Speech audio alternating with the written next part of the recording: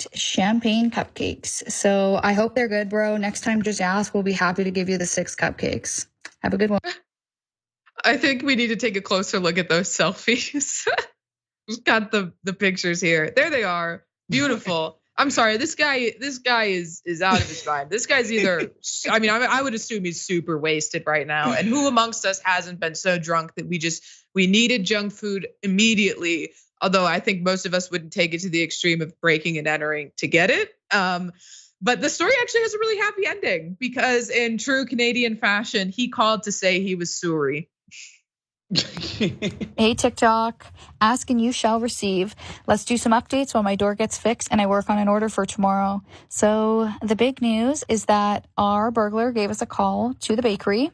He spoke to my staff and we were able to arrange a time for him and I to have a conversation. He profusely apologized. You could tell it was really sincere, and he has offered to pay for the door and for the cupcakes. We've asked the police not to press charges, so we really hope that that's what happens. But him and I had a good laugh together. I told him I'm not mad or upset. He told me that maybe one day we could sit down together and have a cupcake and just talk about the situation. And he also told me that he would give me his orange sunglasses, which I am dying for. I feel like I would wear them all the time just to, make light of the situation. So their door is fixed. And speaking of those orange sunglasses, Emma, the owner, actually made some cookies to celebrate the event. Here they are, the orange sunglasses. Waz, this is how you want these stories to end, right? Like, obviously, This guy is not a career criminal. He was drunk. Yeah, ideally, this is how a community sort of works, right? This guy got absolutely cooked, probably had one too many Molsons, and then ended up in that cupcake shop pilfering the goodies. But yeah, he's gonna pay for the damages. He said he's sorry. He's making good on his mistake. Proud of this young man for owning up and taking accountability and responsibility for his mistakes. This is a really heartwarming story. And shouts to that store owner for not being a complete joy kill. And understanding that in our youths, Ray, we would get drunk and sometimes things would get broken. That's just how it went every now and again. But I'm glad that everybody turned out okay in the end for this. Exactly. This is a mistake that could have ruined this guy's life. And instead, the owner, was willing to be understanding about it and even to ask the police not to press charges against him. So that's really heartwarming. Great story to end on. Waz, I want to thank you so much for joining me today. Remind the people where they can see you and your work.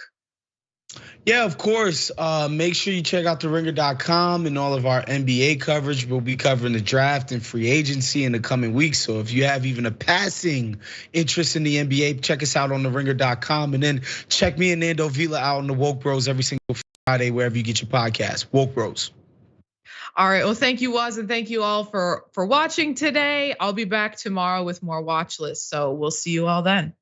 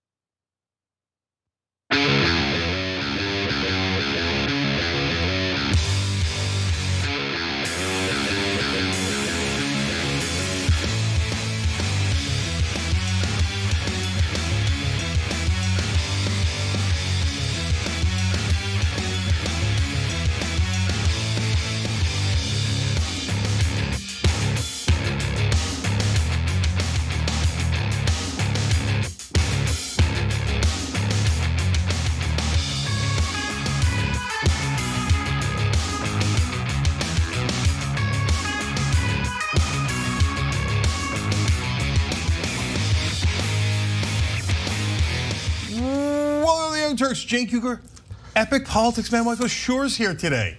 And the stories are not exactly political, but they lead to politics since it involves the leading presidential candidate, unfortunately. Yeah, I mean, they're pretty political. Yeah. So disastrous poll numbers on Trump. That's not even in the show, but I'll sprinkle it in. But even worse ones for Biden. So, all right, fun for everybody. We have a missing submarine. We will get to that. And Apple has decided to sue everyone who makes apples. Poor Johnny Appleseed. That's right. Yeah. So that's later in the program. But now we bring you the most important villain in politics, Hunter Biden. That's right, the hunted. Yeah, Hunter Biden finally reached a plea deal with the Justice Department, and this is exactly the kind of divisive political story you'd expect to get here. After a years-long investigation into crimes, he was charged with 2 counts of willfully failing to pay federal income taxes on time, and unlawful possession of a gun. Unlawful because when you are an addict or in trouble with drugs, you are not allowed to have a firearm. In this agreement, which some are decrying and others are saying nothing about, we can learn here, under a deal hashed out over several months by Hunter Biden's legal team and federal prosecutors, he will plead guilty to misdemeanor counts of failing to pay his 2017 and 2018 taxes on time and agree to probation, the court filing said. According to the indictment, in both 2017 and 2018, he had taxable income in excess of $1.5 million, but failed to pay income tax for each of those years. Hunter owed the IRS more than $100,000 in taxes for each of those years, according to the filing. And so in 2022, Hunter Biden paid those taxes back. He, as tax cheats or tax laggards do, will have to pay penalties for that. And when it comes to the gun charge, a little differently, the information on the gun charge says that during an 11-day period in October of 2018, Hunter possessed a Colt Cobra .38 caliber revolver despite knowing he was an unlawful user and addicted to a controlled substance. As we mentioned before, Hunter Biden has agreed to enter into a so-called pretrial diversion agreement in connection connection with the federal felony charge of possession of a gun by a person who is a user or addict of illegal drugs. Typically, such agreements call for the related criminal charge to be dismissed if a defendant complies with the conditions of the deal for a set period of time. So another way of putting this, Cenk, is that the Justice Department is charging Hunter Biden here, but they are not prosecuting him in connection with his purchase of the handgun. Yeah, I mean, well, it depends on how you define it. They're prosecuting he's just not going to go to jail. He's going to get probation and other sentences, right? So look, there's a lot of takeaways here. Number one, I guess this ends the Hunter for Red October. This was all political in the first place. But it had a potential of being a real crime because, and we've said this all along, so Hunter Biden using his name to get these contracts with foreign companies and being on their boards is cheesy to know and potentially corrupt. And so we went over the laptop material earlier in the program, when that first came out, and we showed you there's a lot of damaging things about Hunter Biden on those laptops. But it's actually exculpatory of Joe Biden because on the laptops they talk about how they can't promise that the big guy will do anything because he won't. So it actually showed that Joe Biden is innocent. So now they do this long investigation of Hunter Biden, and I got a totally open mind. Maybe there was something crooked, etc. Now the good news here for everybody who cares about the truth is, and this is a funny thing for me to say, but the prosecutor in this case was Trump appointed. That's and right. And Merrick Garland, when he came in, replaced all the attorneys general or U.S. attorneys, I should say, as he's supposed to do. You replace the Republicans with the Democrats, except this one. He left this one alone, saying you continue your investigation unabated. Okay, and he did. So. And Garland said that David Weiss, this prosecutor, had total and complete authority to run this case as the Trump-appointed prosecutor. And so look, for MAGA, nothing matters, facts don't matter. We'll come back to them in a second. But for, by the way, establishment Democrats, a lot of them, the facts don't matter. They were going to defend the Biden family no matter what. Okay, that's I think a much smaller sliver, but that exists, right? But for the rest of us, including me, I actually wanted to know. So if you'd given me a Biden-appointed prosecutor, I would have trusted that less. Why? Because of politics? No, not really. It's just because Democratic appointed prosecutors generally are much weaker and softer, and especially among people in the elites. That's my opinion. You could agree or disagree, okay? But here's a Trump appointed prosecutor, looks after it for years and years, tries to get the guy. And these charges are the weakest I have ever seen related to anyone related to politics, ever. I mean, I don't think these should be tried or charged if you're a regular person. Well, okay? we'll get to that because that's exactly right. I mean, it's common that people are charged for these things. It is not an uncommon charge to have tax evasion or failure to pay or to delay charged, but not prosecuted. You have to pay your taxes in America, so that's why. But he's also not, he's related to the president, but he's not a politician either. No, I agree. Biden. So we got to be careful. Let me just go to the gun thing quickly. One thing, the gun part of this in the deal would be contingent on Mr. Biden, Hunter Biden, remaining drug-free for 24 months and agreeing never to own a firearm again. So these are things that will be monitored in whatever way they're monitored. They're often very difficult to monitor, though. That's a typical sentence or a typical deal in a gun charge such as this. But as Cenk alluded to, there is the partisanship here. It does, I mean, in truth, it is the son of the president, so it brings a lot of questions to the White House. Ian Sams, the White House spokesman, said the president and first lady love their son and support him as he continues to rebuild his life. We will have no further comment, but of course, the president peppered with questions about this, as will people in the administration until the story dies, which will be about 24 hours, I would guess. Joe Biden has said very little, but he was asked questions and he had this simple response.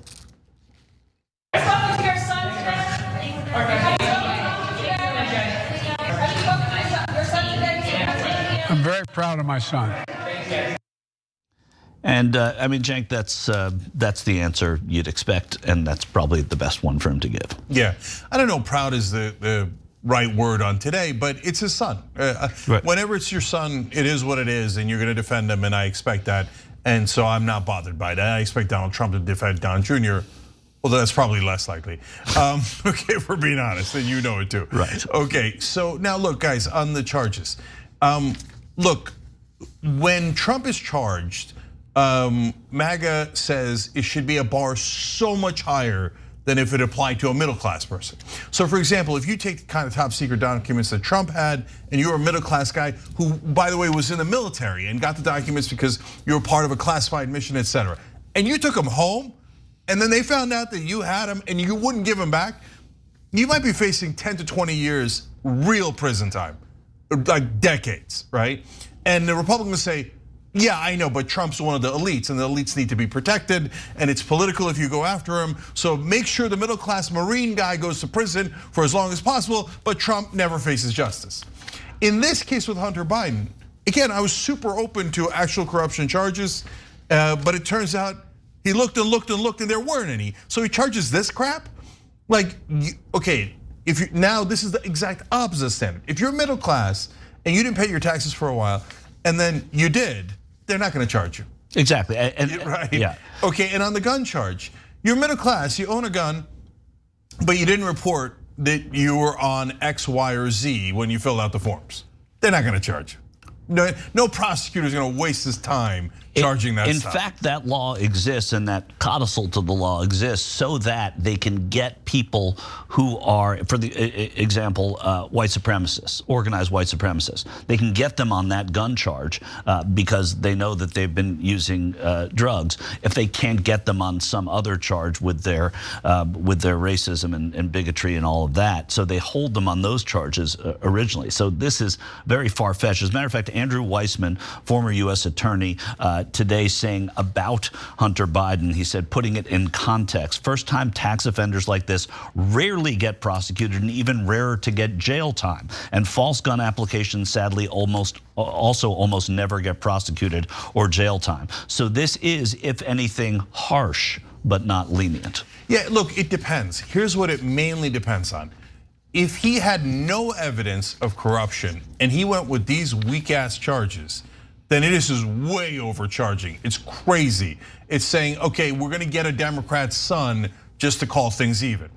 On the other hand, if he had decent evidence on corruption, but not good enough to prosecute, and Hunter didn't want to take a chance, the prosecutor didn't want to take a chance, and they settled to lesser charges, okay, that's a more normal plea deal. And what this means is, I couldn't really prove the corruption, so I went with this instead. Well, the corruption is the next chapter, right? I mean, that's what House Republicans are all over. So this is just, basically, this is a tax charge. This could happen to anyone. You said just Joe middle class, doesn't pay his taxes, doesn't have the money for it 1 year, takes the penalty, pays it a few years later. That happens. It's still, but it never gets charged. That's it never gets charged. That's the thing. It never. The IRS wants their money. They don't want to see you in jail, and no courtroom in America wants to have to deal with that case. So that's part of it. But when you talk about the idea that it's the corruption, that's what people in the House are so consumed with, and Republicans are still furious about this. Right? They think that this is an uneven justice. That Hunter Biden got away with something. Here's James Comer of Kentucky, the Republican leading the House Oversight Committee. We've seen a lot from him, and this is a statement put out by his office today. Let's be clear, the Department of Justice's charges against President Biden's son Hunter reveal a two-tiered system of justice. Hunter Biden is getting away with a slap on the wrist when growing evidence uncovered by the House Oversight Committee reveals the Bidens engaged in a pattern of corruption, influence peddling, and possibly bribery, right? So this is the politicization of this, right? You have one idea here that he's being charged with something that nobody ever gets, or he got a deal instead of being charged for something that nobody ever gets charged for, and Republicans are fuming about it. Comer goes on, these charges against Hunter Biden and sweetheart plea deal have no impact on the Oversight Committee's investigation. We will not rest until the full extent of President Biden's involvement in the family schemes are revealed. And that's the stuff about which the Republicans are so hung up. Kevin McCarthy standing by his deputy today, speaking with reporters at the Capitol. My first reaction is it continues to show the two-tier system in America. If you are the president's leading political opponent, the DOJ tries to literally put you in jail and give you prison time.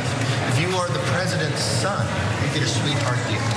Now, this does nothing to our investigation. It actually should enhance our investigations because the DOJ should not be able to withhold any information now, saying that because of pending investigation, they should be able to provide Chairman Comer with any information that he requires.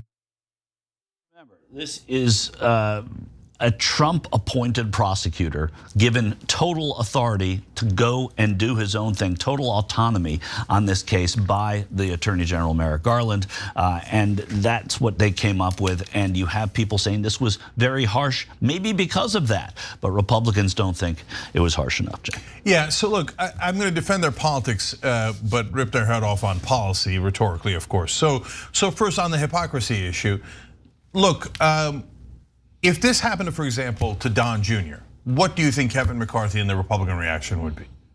But they're going after him for paying his taxes? He already paid it, and they're still going to try to prosecute him. Oh, for your guns, they're trying to take his guns away. Now they say he can't have guns for the rest of his life. This is a second administration of you. And guys, even if you're the most hardcore MAGA, you know that I'm right. You know that would be the reaction you would have if it was Don Jr., right? And if we talked about corruption, but they couldn't prove it, but we're still talking about corruption, you'd be like, they couldn't prove it. We told you it was a witch hunt. We told you, right? All right, so I get it. You guys don't care about facts, right? So I'm not going to debate people who are serial liars and lie on purpose. So Kevin McCarthy's useless here. So now the difference between the committee and the court.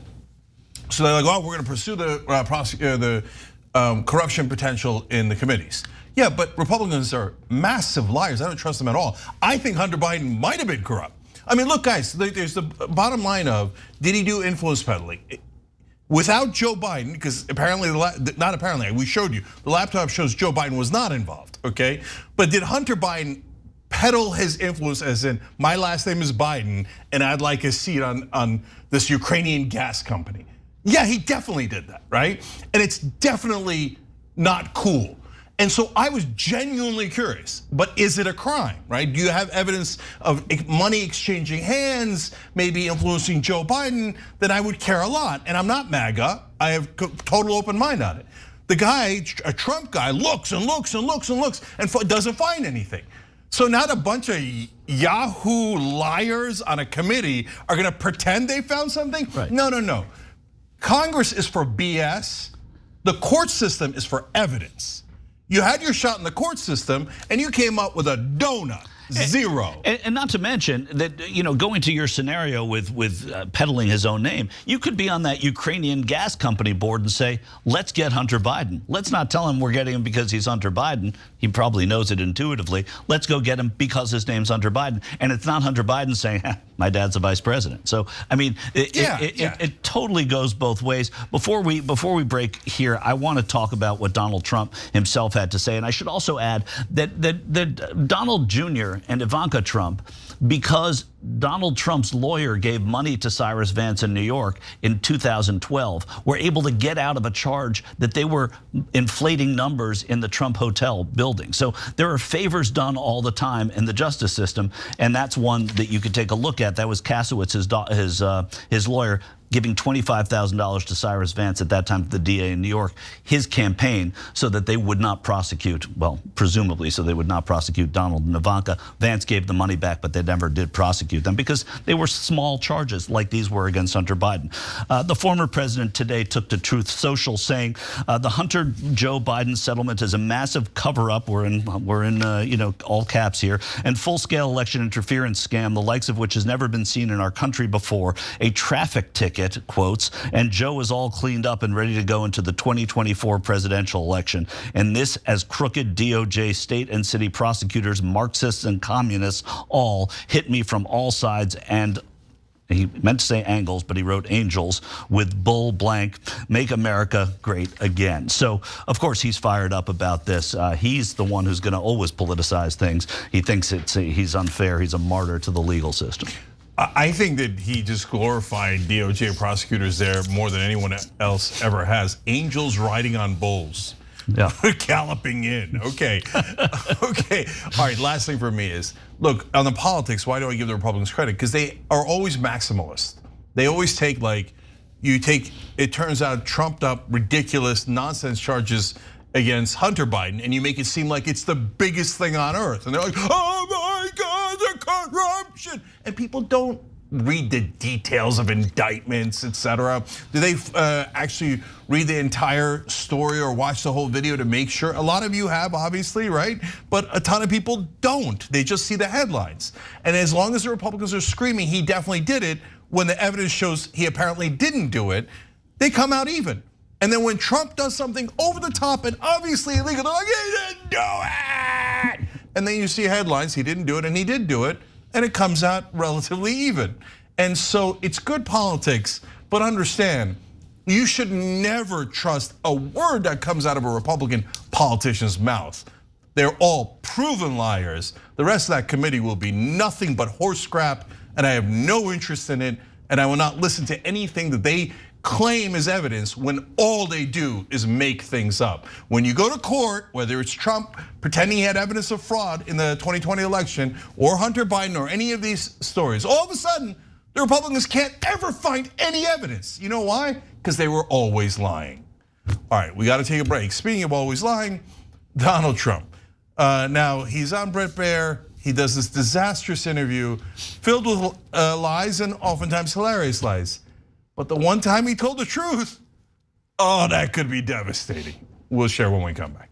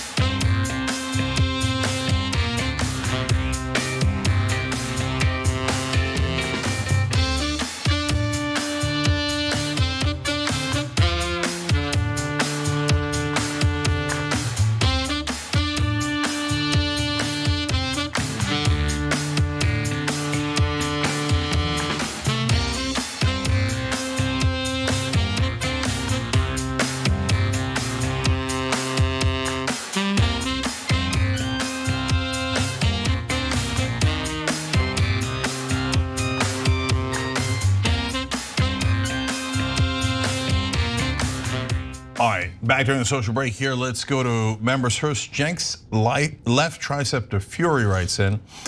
Jenk and Michael, what year is this? Well, pick them. Could be any one of the last 21 years. It's true.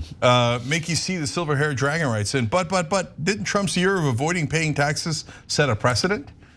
I mean, the tax charges against Hunter Biden versus Donald Trump is hilarious. I mean, Hunter's. Yeah, it's a great point, right? I mean, yeah, it's a great point by our audience, as always.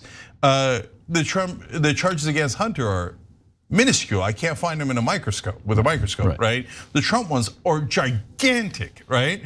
And the Republicans say, oh, ignore the gigantic ones and charge harder at a guy who already paid his taxes. Right. Trump's were orchestrated, right? Yeah, come on. All right, Sina Hogaboom with an even better point. I just got to troll y'all, Mike. I just got to troll y'all. Michael, your hair looks great today. Oh, thanks very much. Okay. Jenk, you look good too. They always have to throw that in, otherwise I complain. Okay, right. Also, Jenk looks, yeah.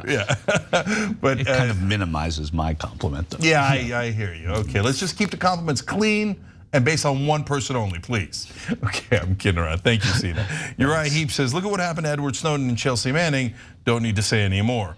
Yeah, they get the book thrown at them. Anyways, Little Mac McGee says, I would just like to say officially as a TYT member expert, tongue in cheek, it just isn't the same without Anna. I'm glad she's taking a break, but I can't wait until America's news anchor comes back. TYT just isn't TYT without her. America's news anchor. He should throw in it, but it's nice to see Michael. Okay, but he did throw in asterisk, note, I do understand there are a ton of people behind the scenes that make TYT happen, and I appreciate all of you. I just don't know you because I never see you, but thank you for all you do also. So again, not Cenk and Michael, but everyone else, plus America's news anchor, Anna Kasparian. I actually love the comment, God bless. Thanks for missing her. It's kind of a funny thing to say, but it's true. Tefania33 says, Cenk, I love listening to you and your comments. Ooh, this is better. Thank you for keeping me informed. Suggestion, can you guys do a show or something in Spanish? My grandmother only listens to right-wing media because that's all that's available in our language. Thanks. It's a good suggestion. We've thought about it many times. Luckily, we do have some anchors that speak Spanish. Empezamos aquí con Bret Baier. But it is a long and expensive venture, so don't have enough resources for it yet. But one day. All right, we'll be back.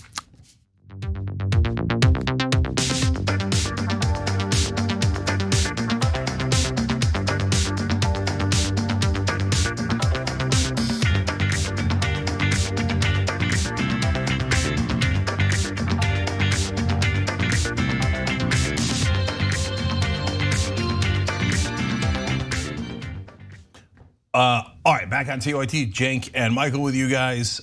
So we've got a lot more, including now an instant classic, the Bret Baier Donald Trump interview. Michael's got that story. You're not going to hear enough about this, but it's going to go out throughout the next entire cycle of the election. Last night, Donald Trump went and sat down with Fox News. Bret Baier, the anchor from Fox, and it was a series of lies, not surprising, but I guess surprising where it was, and surprising to the pushback from a Fox anchor. Let's hear how we'll go right into Bret Baier talking about exactly what Donald Trump was saying about the 2020 election, because Donald Trump, as you know, says that this election was rigged. First of all, I won in 2020 by a lot, okay? Let's get that straight. I won in 2020. Right, okay, so that of course was Donald Trump. He used to be the president of the United States. This was right before Joe Biden. It was not Bret Baier, but sitting across from him was Bret Baier, and this is Bret Baier's reaction to Donald Trump's claims, as I mentioned, of a rigged election. You take a look at Truth to Vote, where they have people stuffing the ballot boxes on tapes, or let's go to recent. Well, wait a minute. Let's go to recent. FBI Twitter. Let's go to recent. The 51 agents, all corrupt stuff, Bret. Understand about the Hunter Biden. No, but that's cheating on the election. But that's cheating on the election. You lost the 2020 election. Bret, you take a look at all of the stuffed ballots. You take a look at all of the things, including things like the 51 intelligence agents. There were recounts in all of the swing states. There was not significant widespread. We're trying to get recounts, real recounts, not just numbers of votes. Widespread corruption. There was not a sense of that. There were lawsuits, more than 50 of them, by your lawyers, some in front of judges that you appointed. Look at Wisconsin. That came out with no evidence. Wisconsin has practically admitted it was rigged. Other states are doing the same right now, and it's continuing on. There have been reviews of every potential case of voter fraud in 6 battleground states, and they found fewer than 475 cases. You know why? Because they didn't look at the right things. Okay, are you going to be They were counting ballots, not the authenticity of the ballot. The ballots were fake ballots. Wow. I spent a good deal of time for this network and other ones in the field talking to Trump supporters, and they sound just like, you'll be shocked to know, Donald Trump. You don't get to hear him talk much about the election anymore, other than just calling it a rigged election whenever he gets on a stage. He doesn't go as deep as he did there with Bret Baier, but it's exactly what I hear from these voters in the field, Cenk. People who are saying that, they were counting, making things up, like it's not about the ballots, it's the fake ballots, saying that Wisconsin is practically admitted. Here's some news. Wisconsin has not come close to admitting anything about fraud. What they did is they recounted and they recertified, and they did all the things which the other 49 states are required to do, which is count the ballots, make sure that they are authentic. There were, a handful. There was a handful of fraud, mostly hurting Republicans who were not registered, people not registered voting for Republicans. That was it. So Donald Trump sounds just like the people that he wants to follow. Yeah, I mean, look, it's embarrassing, right? So he's like, they might have won on the ballots, but we won on the stuffed ballots and the stuffed peppers. We had them all. We had them all. We had 51 lawyers. No, you had no answer. Bret Baier, host on Fox News, says to you, you had over 50 cases where your lawyers got to present evidence and you presented zero evidence because there is no evidence. So you can tell me all about the stuffed peppers and the banana peppers now, okay? But that doesn't make any difference. But this lunatic's still talking about we're gonna get new recounts. How many years? It's like 3 years later, dude. Like you're not gonna get any more recounts. Georgia recounted like 12 times. It's hyperbole, but not by much. They did a hand recount. I mean, like they had Trump's aunt recount. They did 100 recounts in all these states. You had all of the.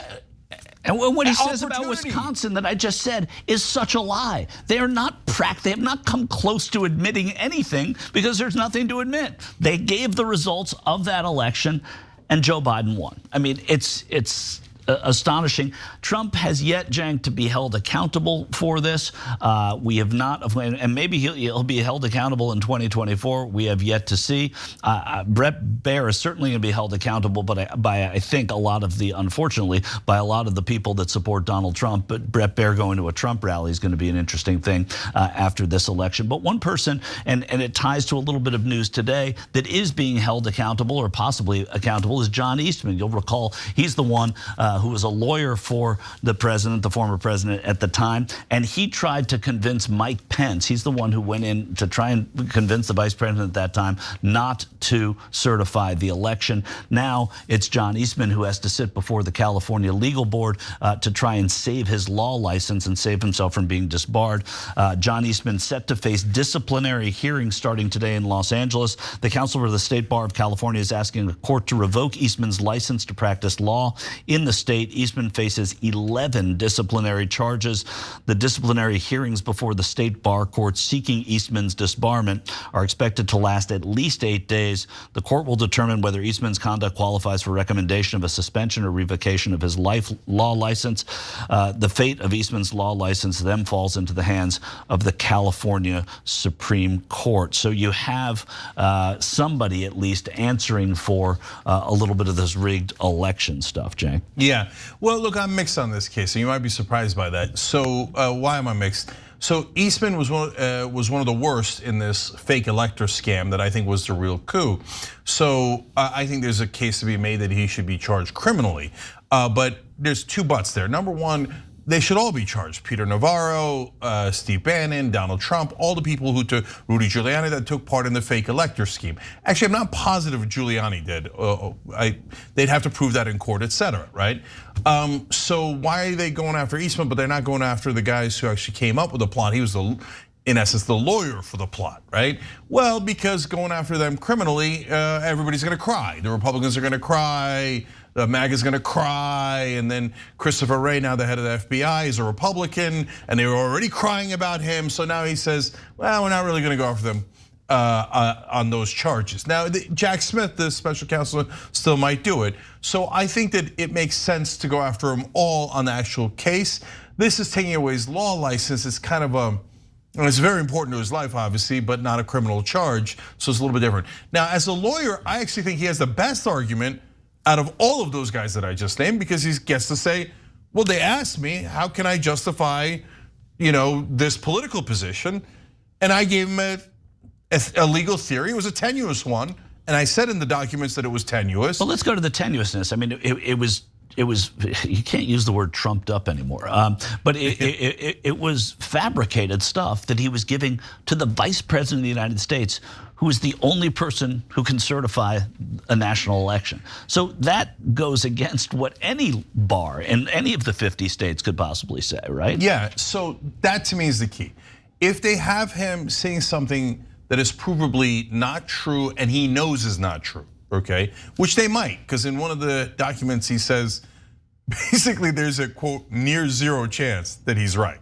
Okay, so well, but on the other hand, if I'm his lawyer, I go, well, he said it, didn't he? He said I have a near zero chance of being right. So then it's up to the politicians to take what he's basically admitting in the document is a lie and see if they can make that lie work. But Greg Jacob, who was Vice President Pence's lawyer at the time, is testifying against Eastman in Sacramento or wherever they're doing. No, I guess it's Los Angeles, and in front of the state bar, because he's saying that he was being supplied and advised by a lawyer to the president with false information. And that's the crux of why this person's being disbarred. It also doesn't mean that he's not going to be charged criminally at a later time. I don't think it's going to happen. But this is independent of justice. This is just the State Bar of California. So in summation, if they can prove that he lied, yeah, you get disbarred for that, right? And so I'm glad that they're going through the proceeding. If I was part of the proceedings, I would keep an open mind on whether they could prove that he lied on purpose with intent, etc.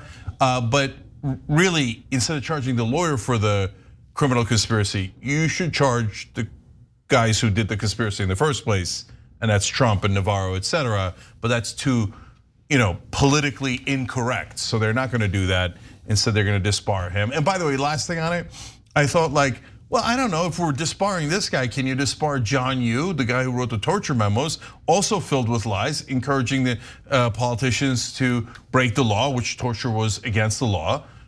And then it turns out John Yoo's testifying for Eastman. It's I don't know, wait.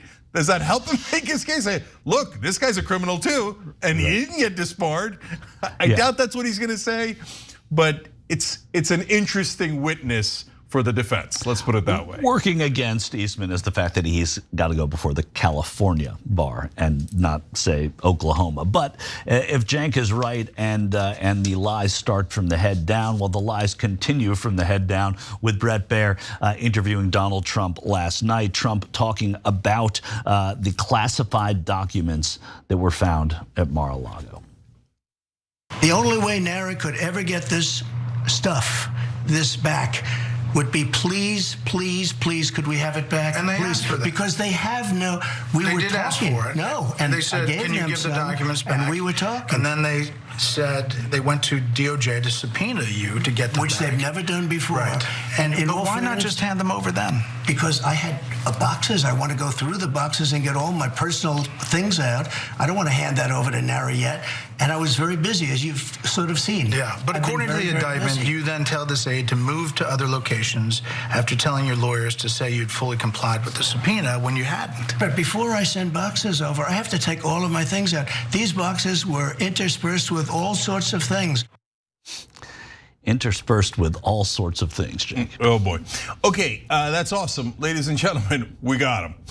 Or more accurately, he got himself. That was a confession. Yeah, and Jack Smith has to be looking at this saying, oh my God, this is good, right? Yeah.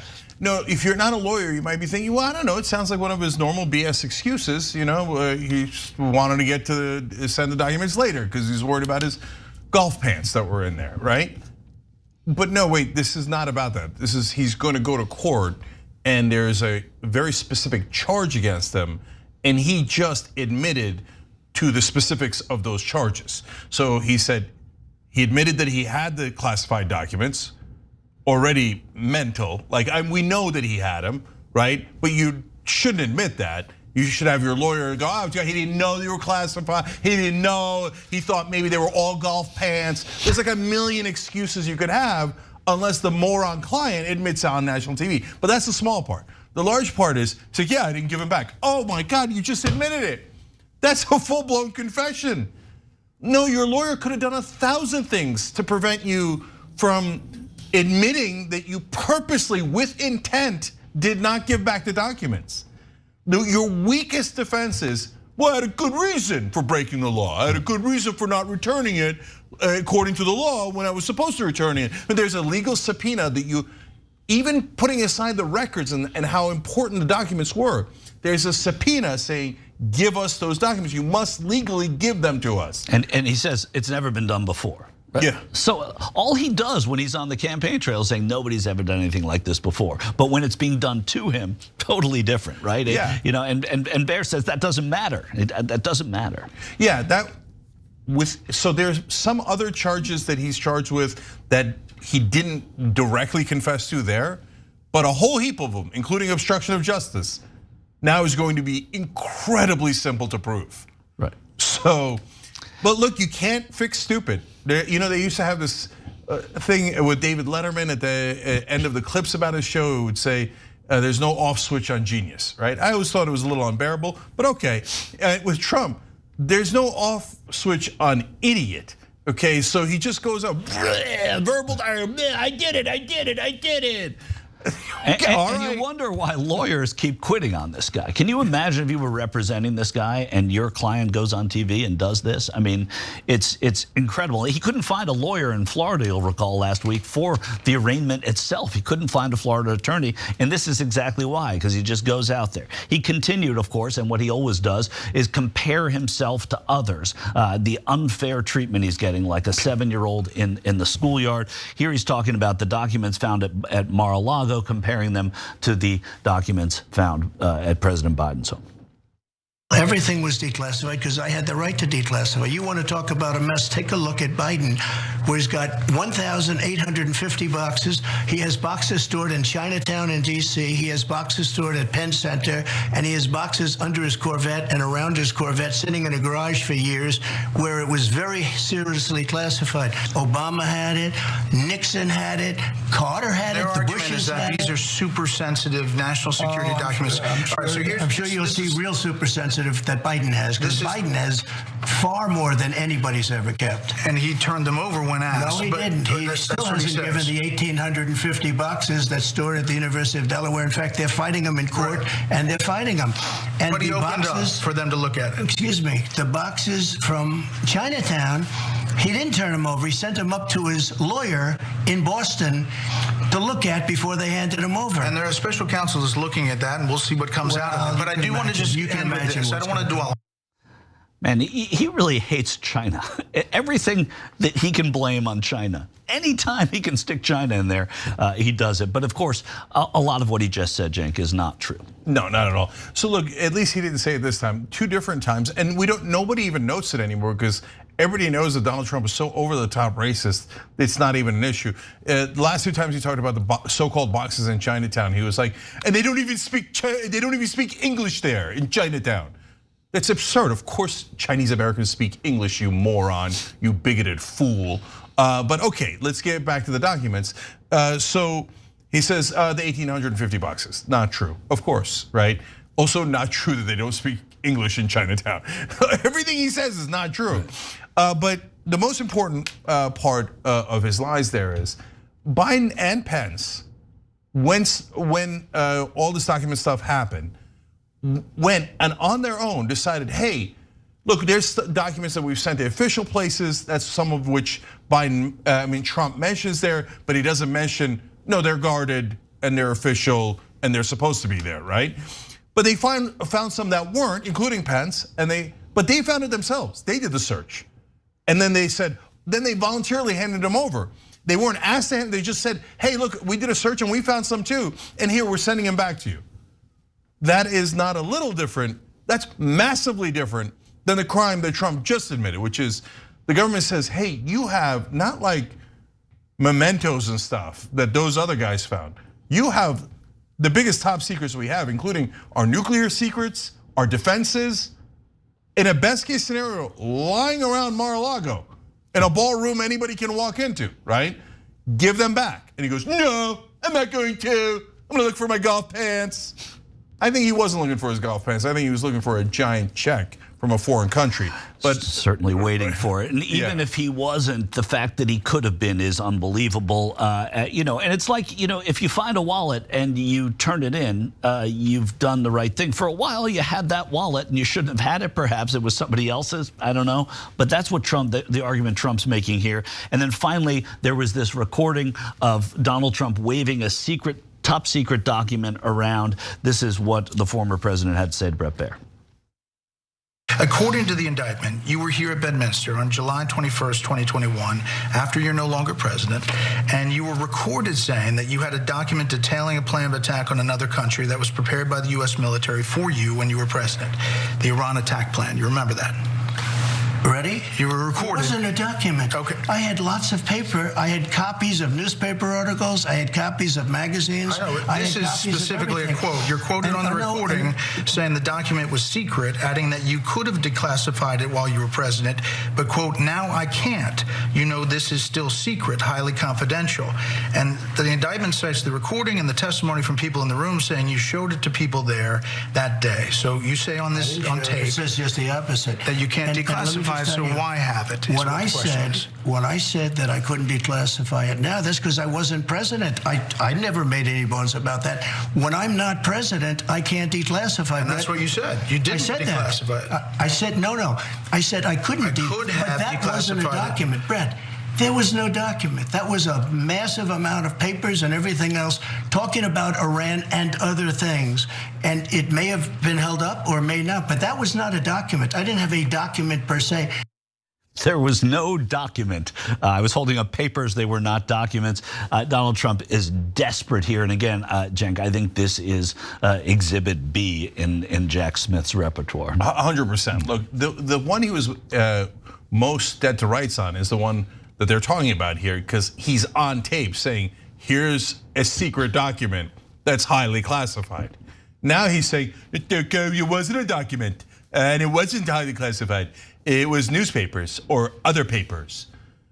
No one believes that, partly because he's on tape saying the exact opposite. I mean, look. And also acknowledging that he couldn't declassify it anymore, nodding his head there, because he wasn't president anymore, and only the president can declassify these. If he was a regular defendant, right now he'd be pleading to about 20 years, okay? And every lawyer would try to get him to just get only 20 years in prison, okay? So I know he's gonna try to get it, like if he wins the election, he just pardon himself. If he loses the election, I wouldn't be surprised if a Democrat pardoned him. But that's the only thing that's gonna save him, because he's toast in court. Like before, a lot of talk about like, oh, they could get him, blah, blah, blah. No, he did it to himself. Absolutely, utterly toast. And there'll be more cases and more potential pardons. This is not the end of the rope, end of the line. Yep. All right, we got to take a quick break. We'll be right back.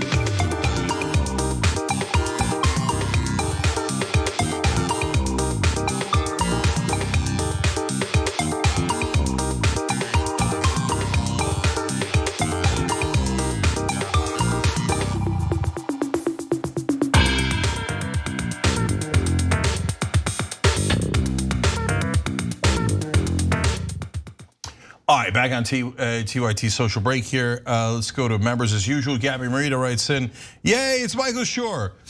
Cenk who, am I right? Oh, yeah, now we there you go, Gabby, okay. Que bueno. I do declare says, if Trump thinks he won the 2020 election and his followers think that he's a real president, he should not be able to run in 2024 since he had 2 terms in his followers' minds.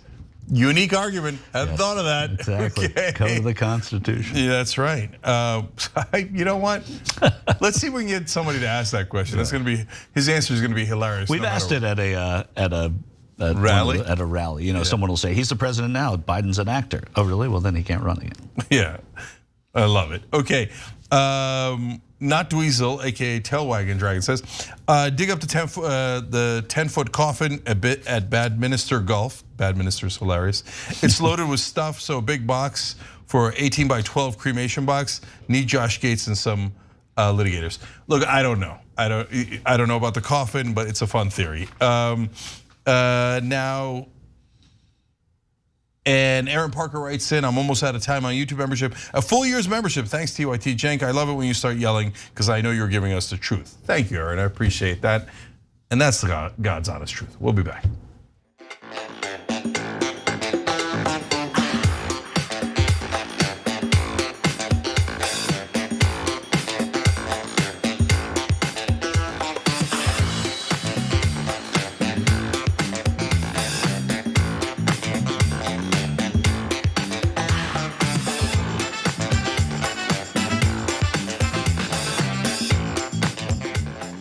All right, back on TYT, Cenk and Michael with you guys. And I'm gonna read one super chat here because it's fun. Brickhouse Mama wrote in, Cenk, you are a swarthy Turkish god of a man with amazing hair. Michael's cute too.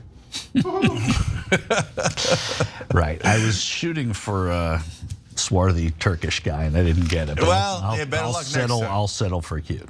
Yeah, better luck. All right, what's next? Here's what's next, the former president.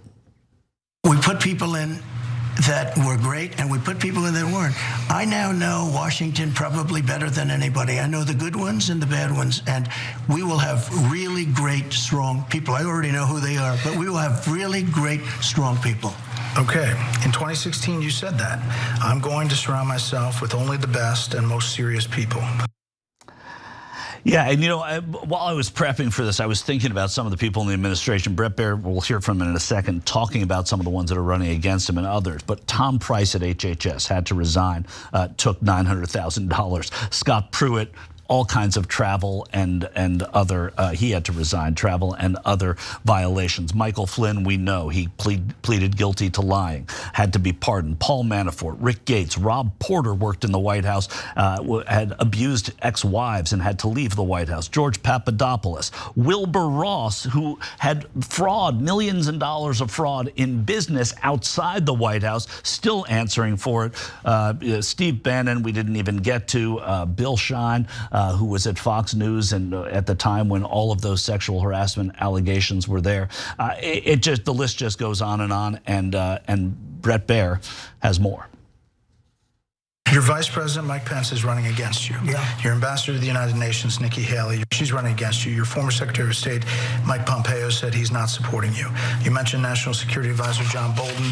He's not supporting you either. You mentioned Attorney General Bill Barr, says you shouldn't be president again, calls you a consummate narcissist and troubled man. You recently called Barr a gutless pig. Your second Defense Secretary is not supporting you, called you irresponsible. This week, you and your White House called your White House Chief of Staff, John Kelly, weak and ineffective and born with a very small brain. You called your acting White House Chief of Staff, Mick Mulvaney, a born loser. You called your first Secretary of State, Rex Tillerson, dumb as a rock. And your first Defense Secretary, James Mattis, the world's most overrated general. You called your White House Press Secretary, Kayleigh Kennedy, milquetoast. And multiple times you've referred to your Transportation Secretary, Elaine Chao, as Mitch McConnell's China-loving wife. So, why did you hire all of them in the first place? Because I hired 10 to 1 that were fantastic. Damn, I mean, that was unbelievable.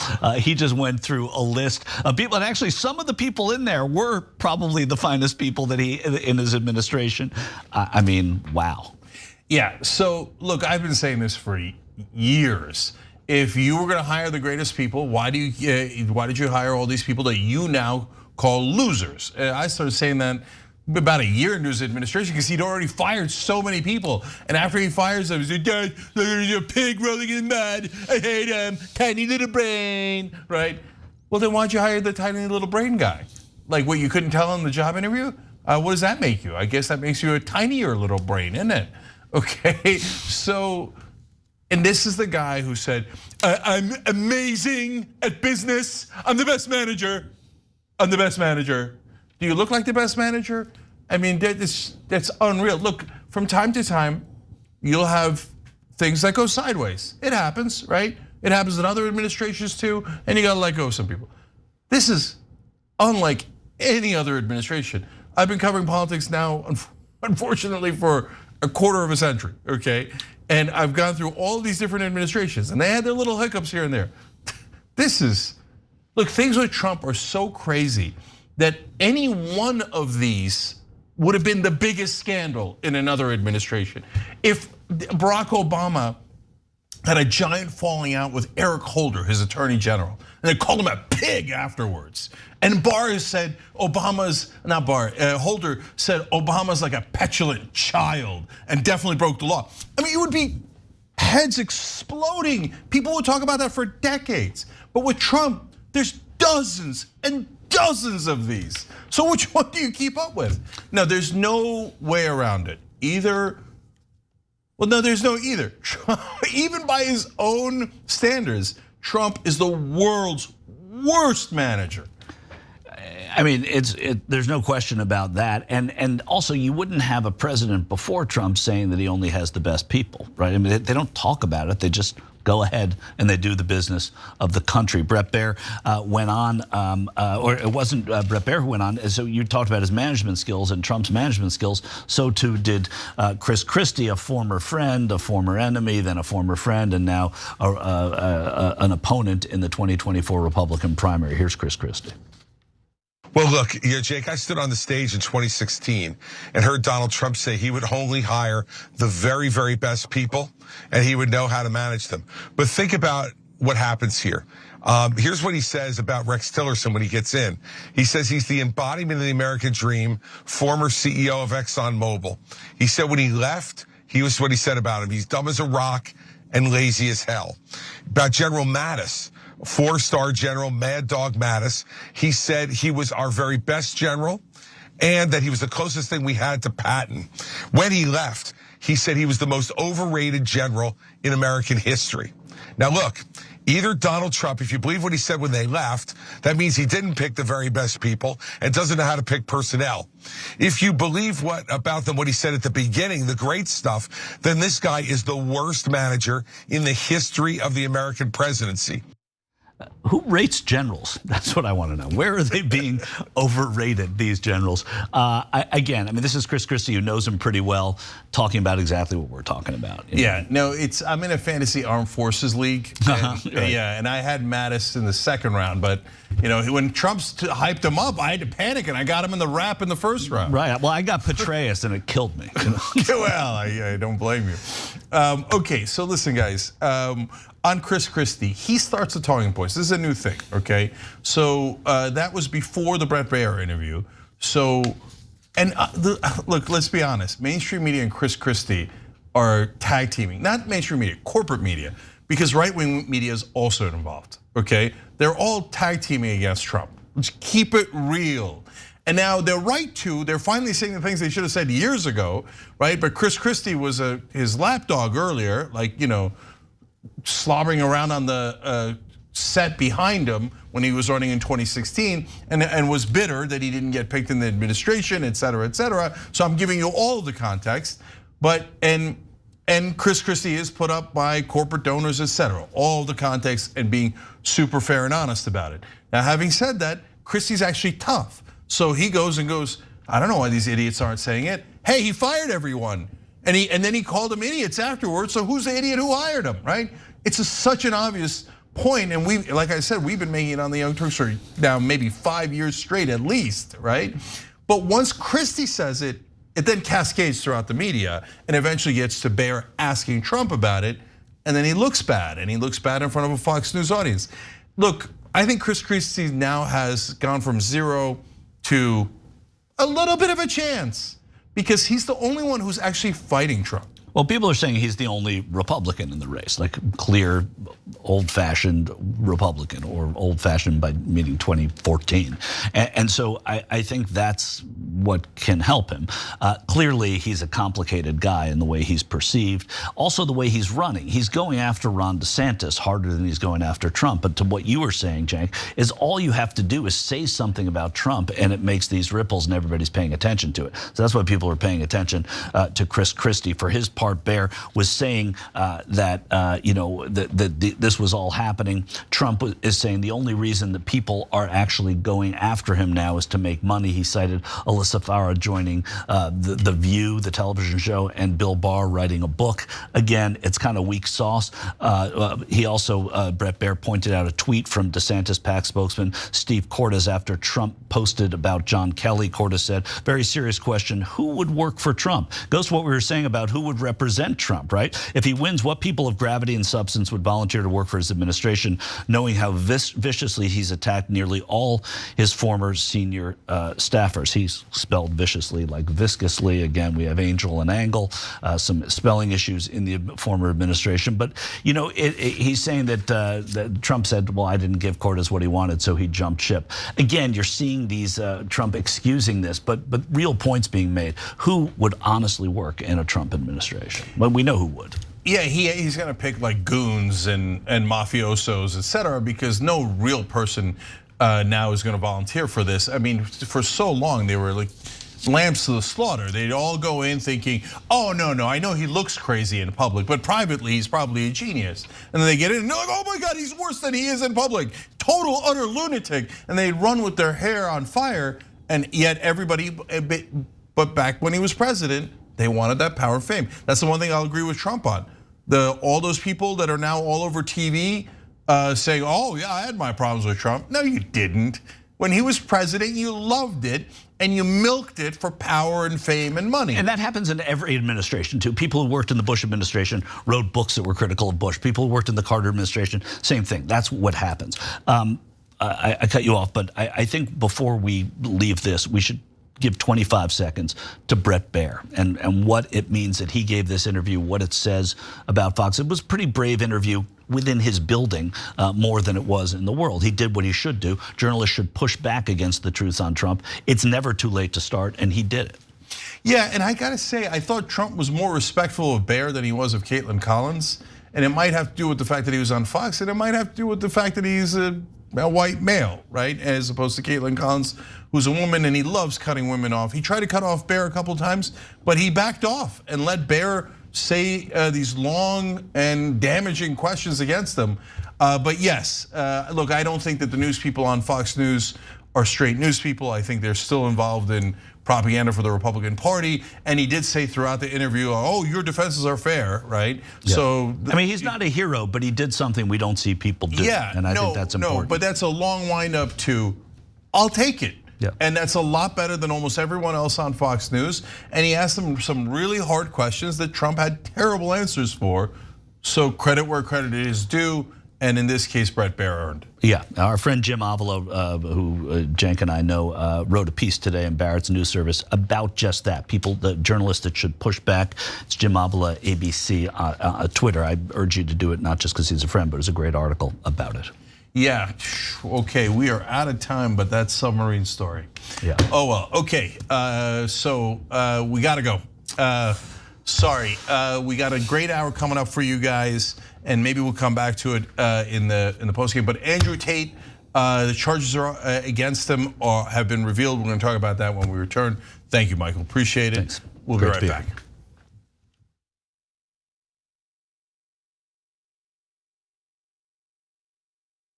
You know what the progressive movement needs? It needs a little energy, a little pizzazz, maybe a little caffeine. Oh, coffee. But what if it was Too Strong Coffee? Yes, new, toostrongcoffee.com/TYT. Look, this helps progressive causes. It's also organic and fair trade, so you've got peace of mind that it was done right, and it happens to taste great. So check it out right now at toostrongcoffee.com. patreon.com/TYT. That 300 million is a pretty good number, Well, that's the size of the US population. You know what our next target is?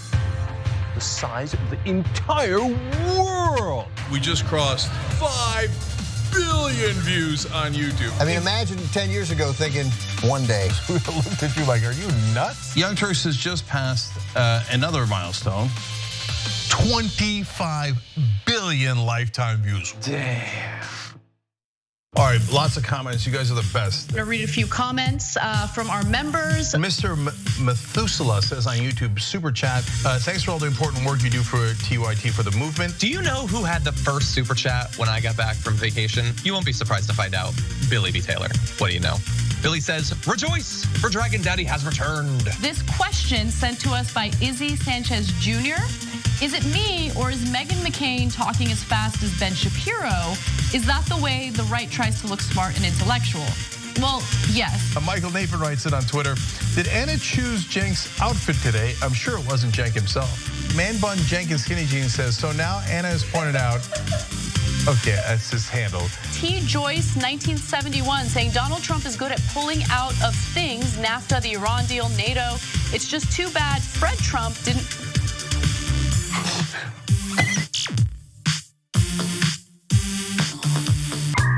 All right, let me do a little quick plug here. It's not even a plug, I'm bragging, okay? I'm bragging, watch me. We have a channel on YouTube, a whole channel devoted just to the Young Turks. It's badass, right? Wow, man. I can see the voice. You guys are rock stars. Unbelievable. Senator Sanders, welcome to Rebel Headquarters. Man, you guys are amazing. We gave you what you wanted. Okay. Speaking of shirts. I have a surprise. You reached a lot of people. You are the Young Turks. And we have spread that progressive message wide and far. Let's keep it going.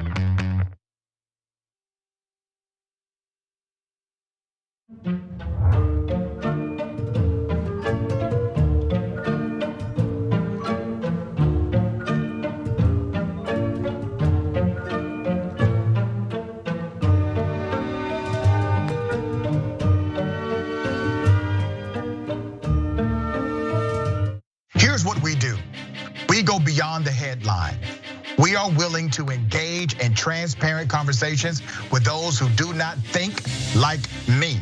We also make sure that you know what's happening not only nationally, but in your local area. Make sure you tune in to Indisputable with Dr. Rashad Ritchie, Monday through Friday, 2:30 p.m. Eastern Time, 11:30 a.m. Pacific Time. Cool news, shoptyt.com now has books. There's a whole bunch of books there. You're gonna be shocked to find out that they're largely progressive. Of course!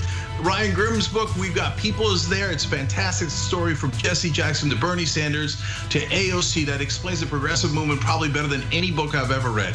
Speaking of awesome books, my dad's got a book out called The Original Young Turk, where he goes from the poorest olive farmer you ever met in your life to living the American dream.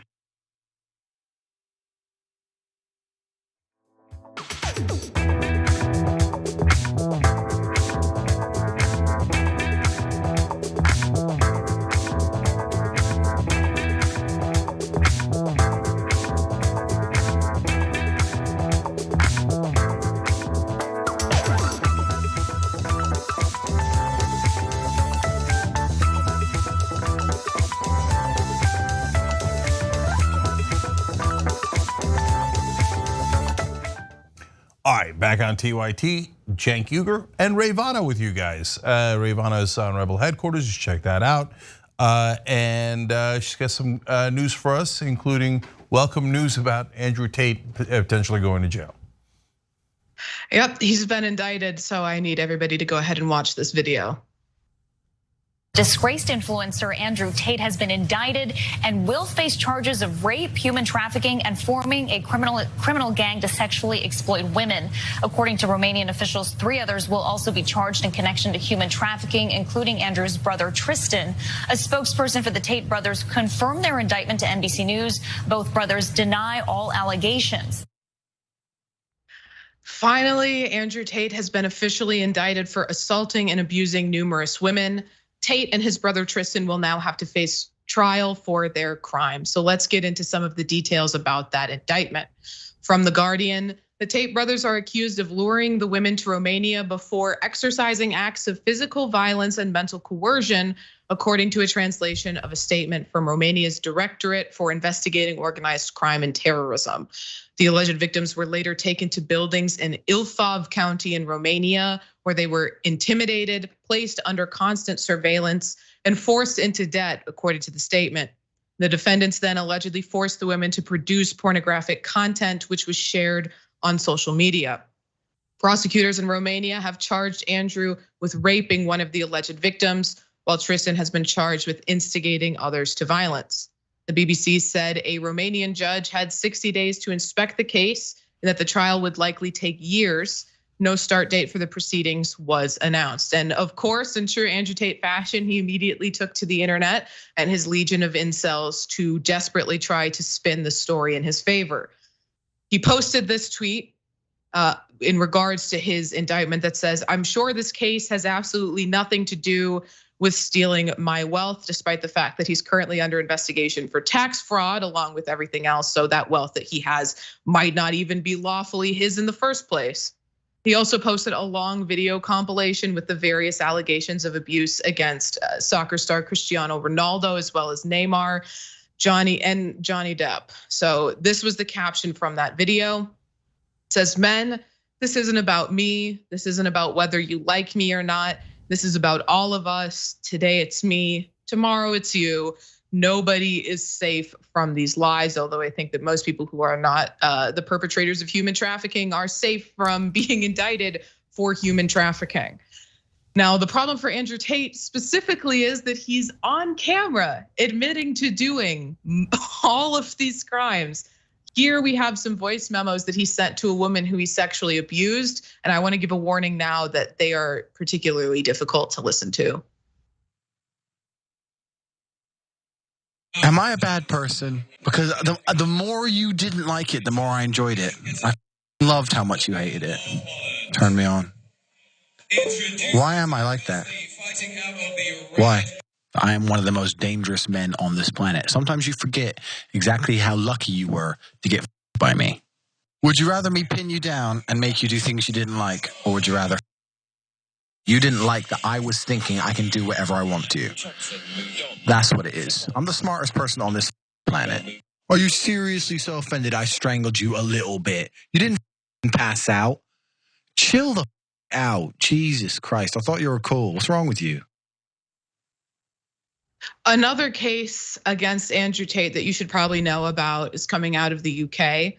According to Jezebel, earlier this month, Tate received a legal letter from 4 women accusing him of sexual assault and physical violence, warning Tate of imminent legal action in London's High Court, as well as prosecutors in Romania are still investigating him for sex trafficking of minor girls, so underage girls, as well as I alluded to earlier, investigating him for tax fraud. So there still could be more charges coming down the line in Romania.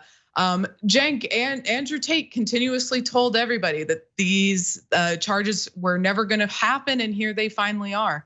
Yep. So there's one of the charges that I have a little bit of an issue with. Ravana and I will talk that through in a second. But let's talk about the charges he appears to be very guilty of. So they'll go to court and they'll present all the evidence, but those are Trump-like confessions. I strangled you a little bit. So what? What do you? And you were complaining about it. In other words, you didn't want to be strangled. I strangled you against your will. It's going to be hard to get past when you go to court. That is rock solid evidence against you. The other one was worse. I did it again. He's pretty much admitting right there that he gets sexual acts against the will of these women. And there's another word for that. It's called rape. And so anything that involves physical violence, confessions to physical violence, sexual assault, he's in a world of trouble, and it appears that they have plenty of that. And so anything related to human trafficking and coercion, whether it's financial and otherwise, that are legally against the law in Romania and is part of the case of human trafficking makes sense. Again, world of trouble. The one part, Ray, that I thought was a bit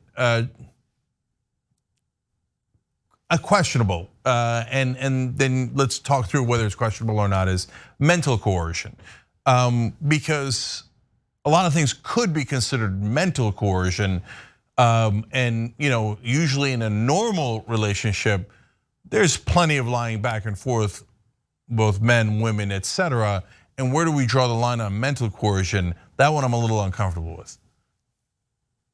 Yeah, so I've looked into this case today, and we discussed previously when I was on the show how he actually trafficked these women in the first place. Is called the lover boy method. I think there's a really big misconception as to how sex trafficking happens.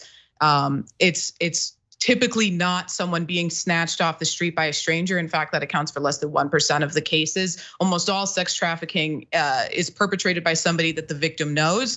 And the way that Andrew Tate did it was to convince these women who he selected to be vulnerable targets.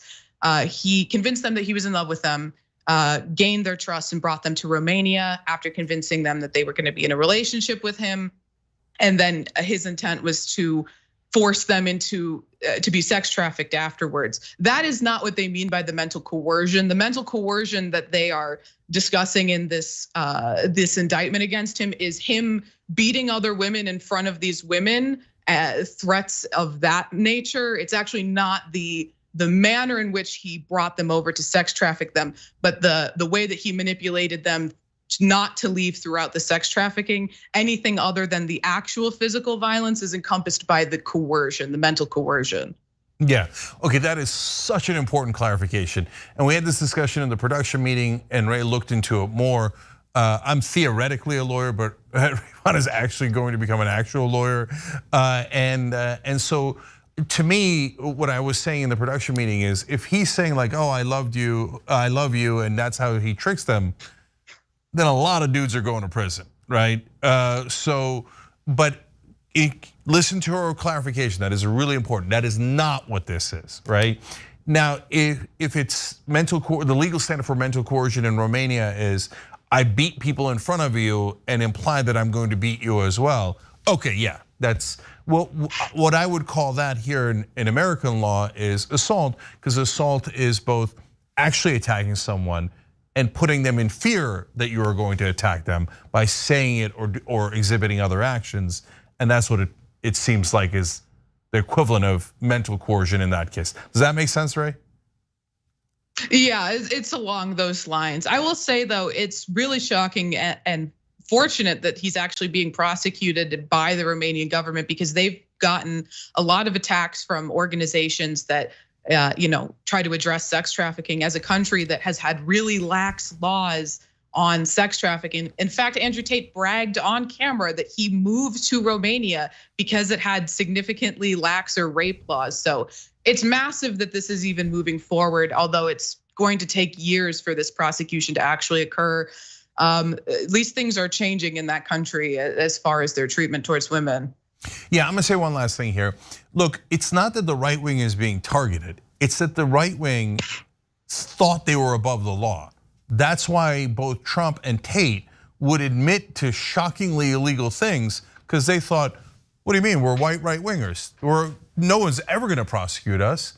We can do whatever we want, we can say whatever we want, and we never ever get prosecuted. Well, there was a lot of truth to that, but now apparently not. And by the way, Romania isn't America. I don't know the right wing, left wing dynamic at all. And apparently neither is Andrew Tate. So if he thought he was above the law because he's a white right winger in Romania, he found out otherwise. And if you go to a country saying, I'm coming here because I think the rape laws are more lax, that is about as dumb a thing as you could possibly say. And you would only say that if you felt massively entitled to break the law anytime you like. And unfortunately, that's the impression that America and UK left him with, because it's true. Most of the time, wealthy white right wingers never get prosecuted. Exactly, and despite what he's alleging, there's no deep state conspiracy to prosecute him in the very right wing country of Romania. Do we have time for the next story? No, let's take a break. Okay, so hold on, guys. We are finally going to get into RFK Jr.'s run. It is not going to be a pleasant examination. We're going to keep it real with you guys when we return.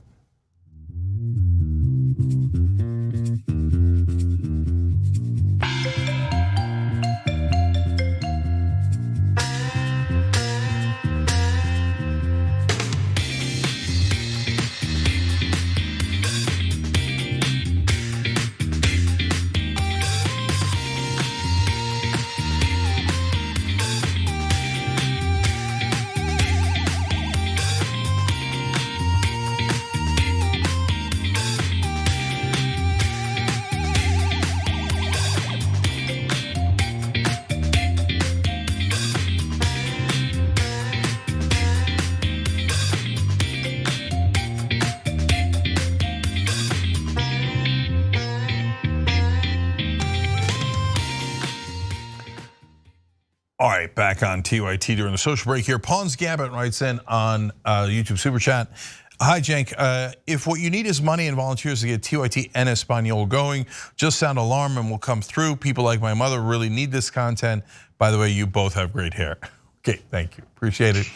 But guys, it's definitely more complicated than that. Anytime you look, there's a lot of shows that are progressive shows online that are just, one or two people doing it together, and it's relatively easy enterprise, not easy to get big, right? And bless their hearts for doing that, but relatively easy to run. We're trying to do a network so we could have a voice as large as CNN, MSNBC, Fox News, etc.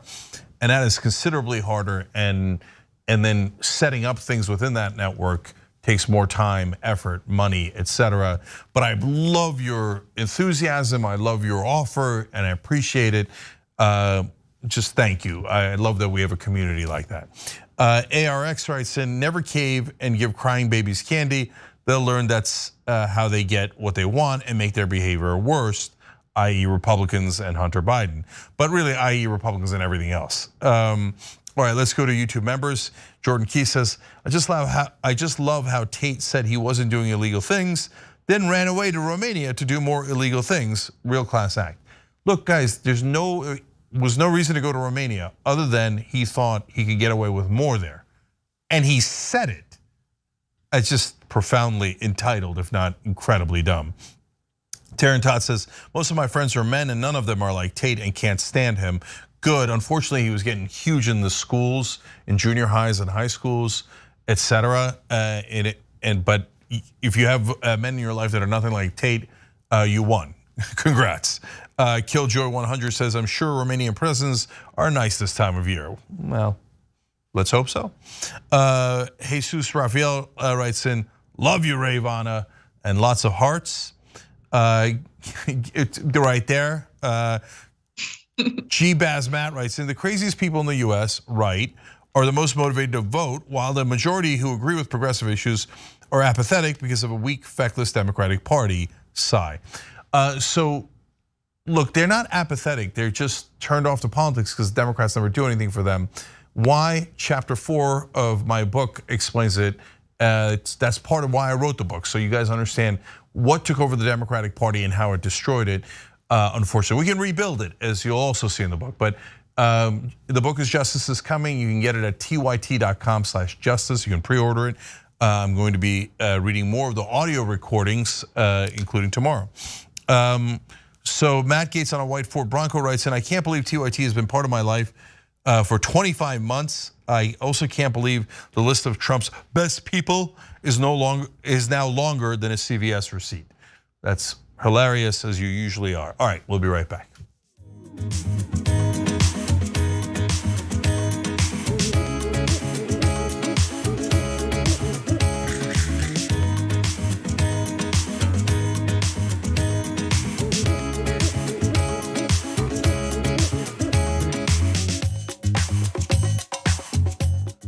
All right, back on TYT, Cenk and Ravana with you guys, and also Donna MacArthur, because Donna just became a member by hitting the join button below the video on YouTube. We deeply appreciate it.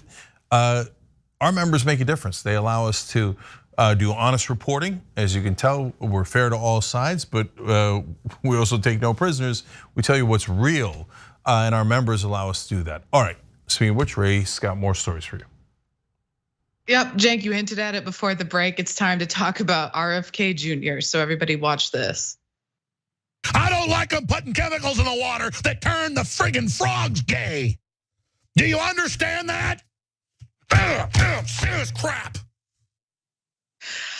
I'm sure none of you have forgotten that very viral video of Alex Jones from a few years ago. Well, apparently that conspiracy theory is coming back, and this time it is RFK Jr. that's running with the narrative, and he did so on Jordan Peterson's podcast. We've seen the climate apocalypse use fear to induce something approximating the same kind of level of tyranny, as far as I'm concerned, that characterized the vaccine lockdown. Help me sort that out and understand where you stand. I see these huge levels of depression and despair, loneliness in kids, and I don't think that there's a single cause to it. And I think blaming it on depression about climate is probably oversimplistic. And in fact, I think a lot of the problems we see in kids, and particularly boys, it's probably underappreciated that how much of that is coming from chemical exposures, including a lot of the sexual dysphoria that we're seeing. They're swimming through a soup of toxic chemicals today, and many of those are endocrine disruptors. There's atrazine throughout our water supply. Atrazine, by the way, if you in a lab put atrazine in a tank full of frogs, it will chemically castrate and forcibly feminize every frog in there, and 10% of the frogs, the male frogs, will turn into fully viable females. If you thought what he just said was insane, so did the people over at YouTube who removed that video of the podcast Sunday for vaccine misinformation. Now, obviously, Kennedy's retort to that is that it was a blatant interference with the electoral process, although YouTube's argument is that it was spreading dangerous misinformation that could result in people not taking the vaccine and dying. So two sides to that story. But so according to him, chemicals in the water are causing kids to be depressed and causing them to become transgender. But yet also, according to Kennedy, if young people decide to get treatment for their depression, they might become a school shooter. I'm not joking. He really said that. Let's pull up this headline from Rolling Stone from earlier this month. RFK Jr. blames antidepressants for school shootings. Quote, prior to the introduction of Prozac, we had almost none of these events occur in our country, he said, speaking to Elon Musk. So let's clarify a few things for Kennedy regarding his conspiracy theories. Kennedy Jr. said atrazine was throughout our water supply before claiming that if put in a tank with frogs, it will chemically castrate and forcibly feminize every frog in there, and 10% of the frogs, male frogs, will turn into fully viable females able to produce viable eggs. If it's doing that to frogs, there's a lot of other avenues that it's doing it to human beings as well, he speculated. Well, this was confirmed by a 2010 study at the University of California, Berkeley, which said that exposure was highly correlated with low sperm count, poor semen quality, and impaired fertility in humans, and noted that the chemical was most potent in amphibians, as frog skin absorbs atrazine at a much higher rate than the skin of mammals. So we actually don't have to look at the freaking frogs that are turning gay, or according to Kennedy, trans, as a good indicator of how that chemical might actually impact humans, because I'm not an amphibian and I would assume that neither are you. But Kennedy also cited no specific evidence for his claim that the chemical herbicide is turning human males into females, which would be an amazing act of nature. So if there was a shred of evidence, I think he'd be able to cite it quite quickly. But in addition to these comments he made over the weekend, old comments from a resurfaced video from August 2020 have also been released. We're gonna have the right to compel unwanted medical interventions on us. The Nazis did that in the camps in World War II. They tested vaccines on gypsies and Jews. And the world was so horrified after the war, we signed the Nuremberg Charter. And we all pledge when we do that, we would never again impose unwanted medical interventions on human beings without informed consent. And yet in 2 years, all of that conviction has suddenly disappeared. Comparing getting vaccinated to prevent death from a pandemic to the Nazis is a bit of a stretch, aside from the fact that not a single person forced you to be vaccinated. I mean, Jesus Christ, that's akin to Holocaust revisionism. But while we see these comments as and conspiracy theories as insanity, the right is loving them, especially one Steve Bannon. We already know that Bannon had been trying to convince Kennedy for months to run against Biden, but he gave Kennedy praise despite knowing he's not going to win. Robert F. Kennedy Jr. is not going to win the Democratic nomination. The reason is that hardcore Democrats are not going to vote for him. If you look at the polling, his voters, that 19 to 20+%, whatever it is right now in the polling, are people that voted for Obama twice looking for change, and many of whom voted for Trump in 2016. Cenk, I'll say Steve Bannon's right about one thing, and that's that RFK Jr. is not going to become the president of the United States. But how are you feeling about all this vaccine misinformation that's being peddled from his presidential campaign? Yeah. So look, I know RFK Jr. a little bit, and he's not a bad guy. He means well. He started down the right road and then took a very wrong turn, in my opinion. And not just my opinion, but the opinion of the overwhelming majority of the scientific community. So when he's talking about chemicals that cause problems, yeah, there's plenty of truth to that. There's Forever Chemicals. It's a story that we did about a week ago here on TYT. It's a massive problem, and DuPont and other companies knew it was a massive problem all the way in the 1970s. You've got things like Johnson & Johnson doing the talcum powder when they knew it was dangerous, and lawyers sue over that, they win over that, and it actually helps to make our country and our community safer when lawyers do that. And there are some real issues with some of the chemicals. And by the way, that chemical does lead to lower sperm count, as you just saw in that Berkeley study. So that beginning is perfectly fine. Questioning giant pharmaceutical companies, perfectly fine. But you have to stick to the science. You can't then go, well, I heard a dude on Facebook, okay? And I think that dude on Facebook knows better than 99% of the world's scientists. No, sorry, he doesn't. He doesn't, okay? And it's not like the scientists just cover up for the pharmaceutical industry. No, the scientists go, well, no, wait a minute, OxyContin's super dangerous, right? The industry bought off some scientists to say, oh no, it's not. The industry, when it was cigarettes, bought off some scientists to say, no, cancer, what's the big deal? You're not really gonna get it anyway from tobacco. But the overwhelming scientific community consensus was, no, it's gonna give you cancer and it's really dangerous. So yes, the industries every once in a while, the oil industry does it, buys off a very small number of scientists. But the rest of the scientists are not bought off.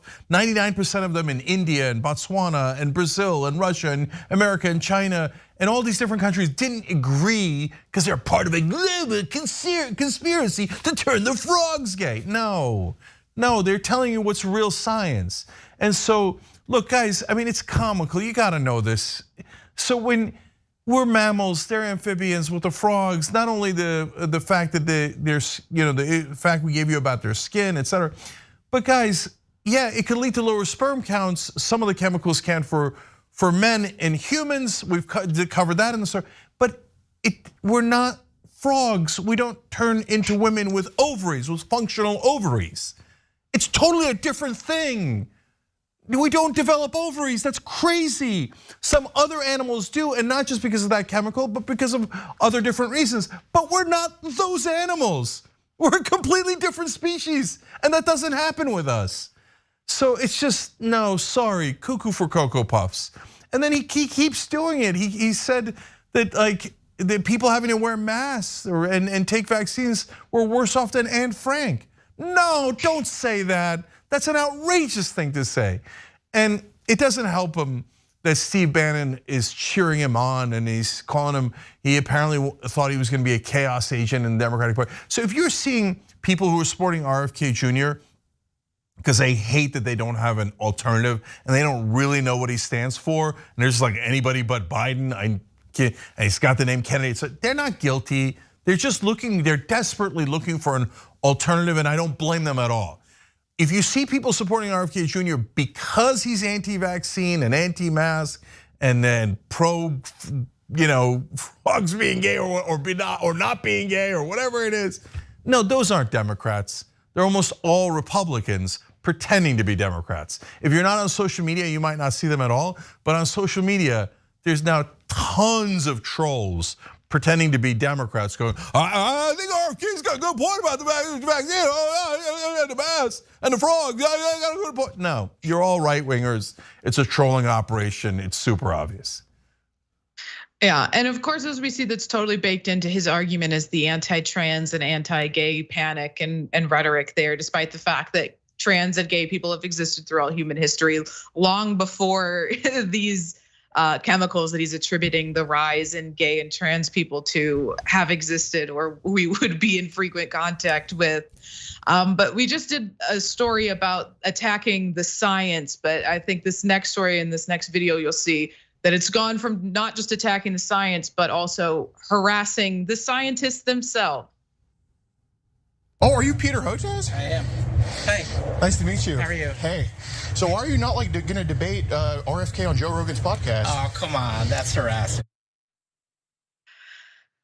This weekend, a scientist named Dr. Peter Hotez, yes, doctor and scientist, I want you to remember those two things about Peter Hotez, was harassed outside his home after Joe Rogan and Elon Musk repeatedly demanded that he debate presidential candidate Robert F. Kennedy Jr. on Rogan's podcast. All of this started on Friday when Hotez, who helps create the COVID-19 vaccine, the patent-free vaccine, commented on a motherboard piece about RFK Jr.'s recent appearance on the Joe Rogan show. He tweeted out, Spotify has stopped even sort of trying to stem Joe Rogan's vaccine. Misinformation, it's really true, Anna Merlin, just awful. And from all the online attacks I'm receiving after this absurd podcast, it's clear many actually believe this nonsense. Anna Merlin is the author of the piece for anyone who needed clarification on that. But Joe Rogan got salty and got upset, and his fragile masculinity was damaged by being called out by Hotez. So he challenged him to a debate, RFK Jr., and in return, Rogan promised to give $100,000 to Hotez's charity of choice. RFK Jr. responded to Rogan saying he wanted to have a respectful, congenial, informative debate that the American people deserve. Although I can't imagine what we did to deserve this. Now, Hotez, who's been on Rogan's show before, responded very respectfully. This is what he tweeted. He said, Joe, you have my cell, my email. I'm always willing to speak with you. But did Joe Rogan reach out to him on his phone? Did he text him? Did he call him? Did he email him? No, he didn't. Instead, he decided to publicly hit back on him on Twitter. He said this is a non-answer. I challenge you publicly because you publicly quote tweeted and agreed with that dog crap Vice article. If you're really serious about what you stand for, you now have a massive opportunity for a debate that will reach the largest audience a discussion like this has ever had. God help us all. If you think someone else is better qualified, suggest that person. And the clout chaser that he is, Elon Musk, had to jump in as well to make sure that somebody was remembering that he existed. He replied and said he's afraid of a public debate because he knows he's wrong. Jesus Christ. Thought leaders of America today, by the way. He's not debating because he knows he's wrong. The man who helped invent a vaccine for COVID. But Elon Musk continued on. He said, maybe Peter Hotez just hates charity, despite the fact that his research is funded by charity. I really do not think that he hates charity. Now, Hotez responded by condemning the rights war on vaccines. He tweeted out, Joe, if you are serious about addressing vaccines and the fact that 200,000 unvaccinated Americans needlessly perished during our awful Delta BA1 COVID waves, including 40,000 in our state of Texas, because they fell victims to vaccine disinformation, I want to have that discussion. He also said that he would come on the show with Joe, but he doesn't want to debate RFK Jr. Now, Joe Rogan then angrily tweeted more about the debate, but that culminated with this. Now, Peter Hotez tweeted this out and says, I just was stalked in front of my home by a couple of anti-vaxxers taunting me to debate RFK Jr. Of course, I was looking my Sunday best in our brutal heat wave. What is it with people? Well, at least Houstonians now know I support the team. Hashtag Go Texans. Inexplicably, he attached that picture of himself. I'm not sure why. Maybe he just wanted to show off the fit. But here's the full video from which we played a clip at the beginning of the story. Oh, are you Peter Hotez? I am. Hey. Nice to meet you. How are you? Hey. So why are you not gonna debate RFK on Joe Rogan's podcast? Oh, come on, that's harassing. I'm just curious. What? Nothing hostile, just curious. I haven't said anything one way or the other. I mean, are you planning on doing it? He just invited me, so we'll see. And I think you should, though. Well, we'll give it some. Okay. Okay. And what do you have to say to people who think they were vaccine injured? Come on. Anything for them? Don't come to my house. I mean, do you have anything to say to people that think? Do you have anything to say to people? Yeah. I mean, do you think vaccine injuries are real, Peter? Peter, it's just a question. Settle the science now. On a safari to go vaccinate more kids? The man filming and heavy breathing into the camera is Alex Rosen, who considers himself an independent journalist. And he has the Twitter username @IFightForKids, which I think begs a lot more questions than it answers and makes me raise my eyebrows a little bit. Cenk, this is a completely inappropriate behavior to just show up at this guy's house. I mean, he's not a journalist. He's not asking him hard-hitting questions. He's just telling him that he wants to watch this debate. And I don't think this debate would be helpful for anyone. I don't think a scientist has to be skilled in debate for their science to be accurate and correct. Yeah, I hear you. I have a nuanced take on this. So first of all, going to the house is unacceptable. But to be fair to Rogan and Elon Musk, they didn't send the guy to the house. But they got to be a little bit more careful in what they say publicly because they have big followings. So for example, I don't mind Rogan saying, why don't you come on the show to debate RFK Jr. And I've got a story about that in regards to our show in a second. I don't mind that at all. So he does it publicly because he said, Hotez criticized him publicly and through the Vice article, etc. Right? Okay, no problem. But for Rogan and Musk, at some point you got to let it go especially because you have right-wing followers who are a little cuckoo, and I know, cry for right-wingers. No, they show up at people's houses and do wacky stuff. So you got to be careful around your audience.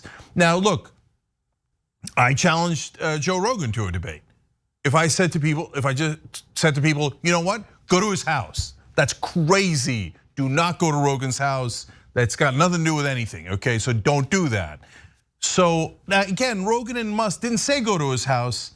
I'm just saying just a little bit more caution here. But overall on debating, you're right, Ravana, it's tough to ask a scientist to do a political debate, right? And God forbid if they're awesome at science, but they're not good at debating, and then the other guy looks like he's right, even though he's got all the facts wrong. I hear you on that. The flip side is, I don't think our side should be concerned about debates. Like, I'll take 99% of the world's scientists over randos any day. And so Hotez represents that 99%. He's right, about 234,000 people apparently died according to studies that were done because that didn't need to die because they didn't take the vaccine because they listened to knuckleheads like RFK Jr. and Joe Rogan. And so sorry, but they did, and they didn't need to die, and you guys are totally and utterly wrong.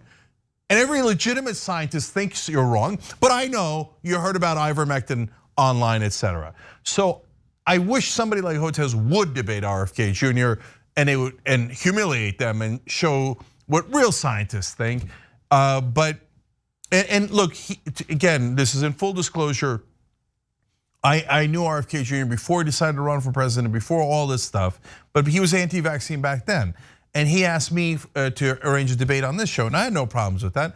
But I couldn't find a single scientist to debate him. So then I let it go. I didn't say, oh, then we got to go to the scientists' houses. That's crazy, right? I wish the scientists would debate them, but you can't make them. And please, right wingers, can you stop being so mental for a second? Okay, you have a point you want to make, go ahead, make it on the shows, etc. But don't scare people with kids and go to their houses and breathe heavy on them and say, oh, why won't you do it? Okay, I don't think that's useful journalism. Right, and RFK Jr. did explain to Mehdi Hassan why he was not interested in taking the debate. So we have that video here.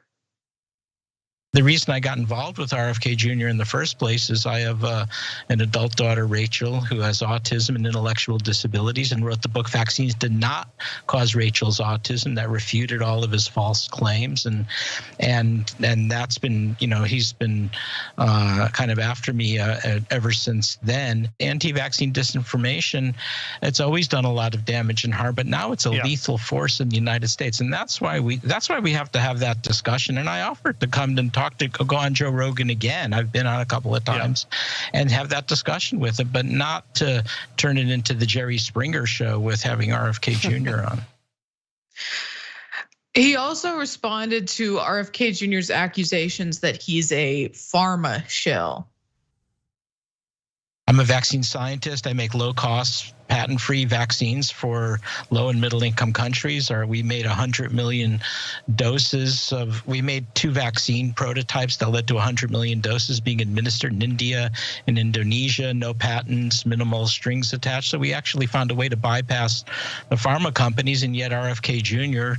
incessantly calls me a pharma shill when, if anything, our vaccines maybe kept Pfizer and Moderna out of markets in India and in Indonesia. So I don't understand that piece. I mean, yeah, exactly. I think this guy is kind of the opposite of a pharma shill. I mean, I've been told I support big pharma for defending him. I understand the inclination to criticize big pharma. I'm the first to do it. They're absolutely not above criticism, but you need to be criticizing them on the correct things. You need to be criticizing them on their greed, on their lobbying. Not extending that to just individual researchers who are, if anything, going against big pharma. I know, Cenk, what do you think about that? Yeah, the problem is that the world thinks in black and white, right? Not everybody, but unfortunately way too many people. So big pharma does a lot of things that are wrong, like Ravana suggested. For example, they use their political power to make sure that we can't negotiate drug price in America. Absolutely mental, doesn't make any sense. It's the height of corruption. I can't stand what big pharma is doing in regards to that. And some of their drugs are dangerous, and some of their products, the talcum powder, the forever chemicals, etc. Right? But that doesn't mean that they've never developed a good drug, and their drugs don't save people's lives, and every scientist in the world is lying. Please, please, do nuance. Look into human judgment calls. So no, not every doctor and every scientist in the world, they're all lying. All the doctors in all the hospitals in America, let alone every other country, they're all lying about the vaccine. That's absurd, that's insane. So no, the vaccines have saved tons of lives, millions of lives. And what did this Hotez guy do? Look, to be honest with you, I used to see him in that lab coat on TV, and I thought this is kind of a little bit goofy, right? You see, Hotez, the doctor guy. I don't know, what is this about, right? But then you find out that the guy developed a vaccine and made it patent free so that poor people could also save their lives. That's not big pharma. That's the opposite of big pharma. You have to use your brain. If you say, I'm turning off my brain and I think it's a black and white world, and I'm just gonna say, oh, it's medicine. Oh, boo, we hate medicine because big pharma developed it, we hate all medicine. I can't help you because you just, facts and logic and words don't have meaning to you. No, they could do some things that are terrible and they could do some things that are wonderful, and it depends. And the doctors and the scientists are not the biggest liars, they're the people who lie the least. The politicians are the liars. The idiot talk show hosts, yes, we're a talk show, yes. Those are not the most trustworthy people. We tell you all the time, please double check everything we say. Please, we try so hard to get things right. But have you seen the other talk show hosts? The right-wingers, bunch of loudmouthed jackasses. And you're telling me they know better than all the doctors in the world? Come on, man. Ironically, you need to go see a doctor if you think that. I feel like their next step is accusing just the people who take medication of supporting big pharma. Every time you have to do a copay when you're picking up your medicine from Walgreens, somehow now you are also a big pharma shill. Yeah, okay, don't take Advil. The big pharma developed it. Oh, you want the headache? Keep the headache. All right, whatever. Okay, good luck to you guys in your lives. You're definitely gonna need it. Okay, we gotta take a break. All right, when we come back, more ass kicking.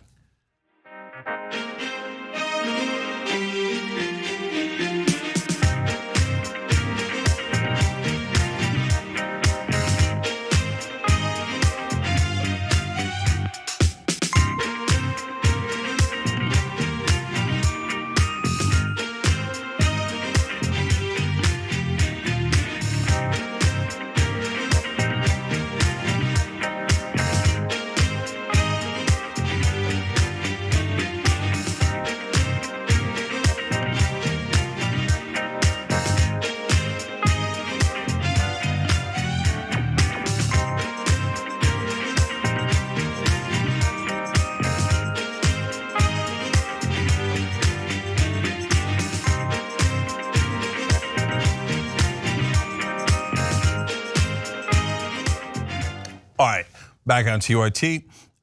So let's go to YouTube members first. Eli Etheridge says, yeah, my aunt almost died from the Delta in Georgia because she bought into the anti-vax crap.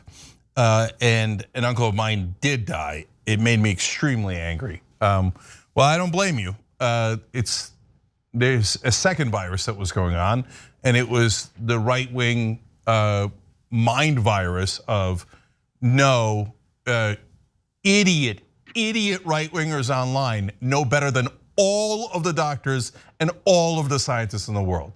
And a shocking number of Americans believe that. That's so sad.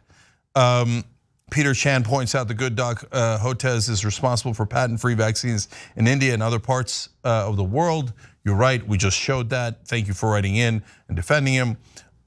Woke Dragon says, hey Elon, show us that shatterproof window in that truck that never came out. Remember that video? He's like, I got this, man. You can't shatter these trucks. We figured out the science. And then he hits it with a hammer and it smashes. Okay, it turns out Elon Musk, I mean, Jesus Christ, man. This is supposed to be the genius? This is supposed to be the genius.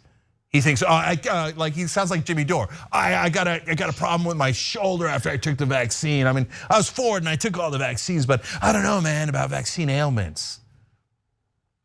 You're discouraging people from taking the vaccine and endangering their lives. Great job, great job. Chase and Dragon writes, and it's totally valid to be concerned about chemicals acting as endocrine disruptors, but careful studies are needed to draw useful conclusions, and concentration/exposures play a significant role in risk. That is exactly right. It's crazy to say you shouldn't study it. Oh, I bet everything's going to be okay. And it's crazy to say, I already studied it, even though the scientists didn't. I studied it with my friend Bob on Facebook, and we've already made all these conclusions based on what? You didn't study anything, but should it be studied? Of course it should be studied. We're pro-science. Stone Flower Dragon writes, and RFK was always an anti-vax nut, not just for COVID. That's unfortunately, I can confirm that.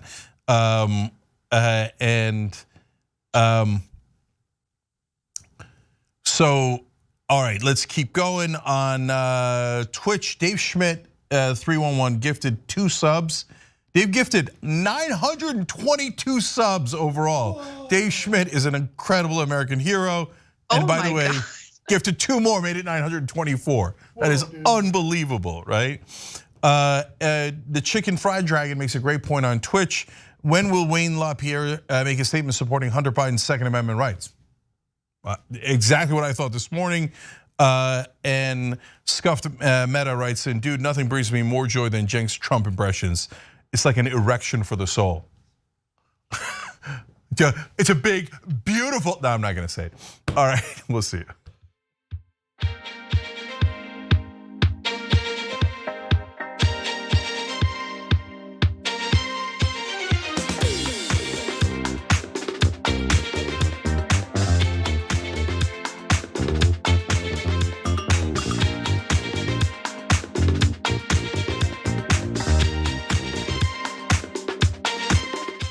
All right, back on TYT. New American Heroes, Kurt Edwards and Barbara Martinez, they just became members by hitting the join button below the video on YouTube. You could also do it at tyt.com/join. And by the way, membership's still $4.99, didn't raise the price during inflation at all. And we appreciate all the gifting that's going on too to help others support it. And all of the members support us and our mission. And we need you guys, and you guys make all the difference in the world. And speaking of members, I'm going to read one funny one from our website. Catherine wrote in with personal experience. She's worried that they might be right about the vaccine. She said, the vaccine killed me 6 times. It's bad stuff. Okay, I love how funny our audience is too. All right, Rayvana, what's next? Yeah, this next story is one that's been driving me insane all day, and it's kind of scary that this is the reach of that our government wants to have over us. So let's jump right into it.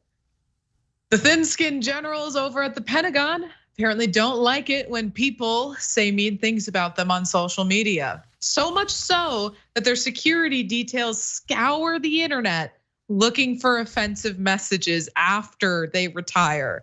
And thankfully, we know about this thanks to the reporting over at The Intercept. So first, let's give a little background. When generals enter into retirement, one of their perks is a personal security detail that's meant to protect them from threats. But apparently, they go way further than just identifying those threats. So let's jump into this reporting from The Intercept. The US Army Protective Services Battalion, the Pentagon's little-known Secret Service equivalent, is tasked with safeguarding top military brass. The unit protects current as well as former high-ranking military officers from assassination, kidnapping, injury, or embarrassment, according to Army records.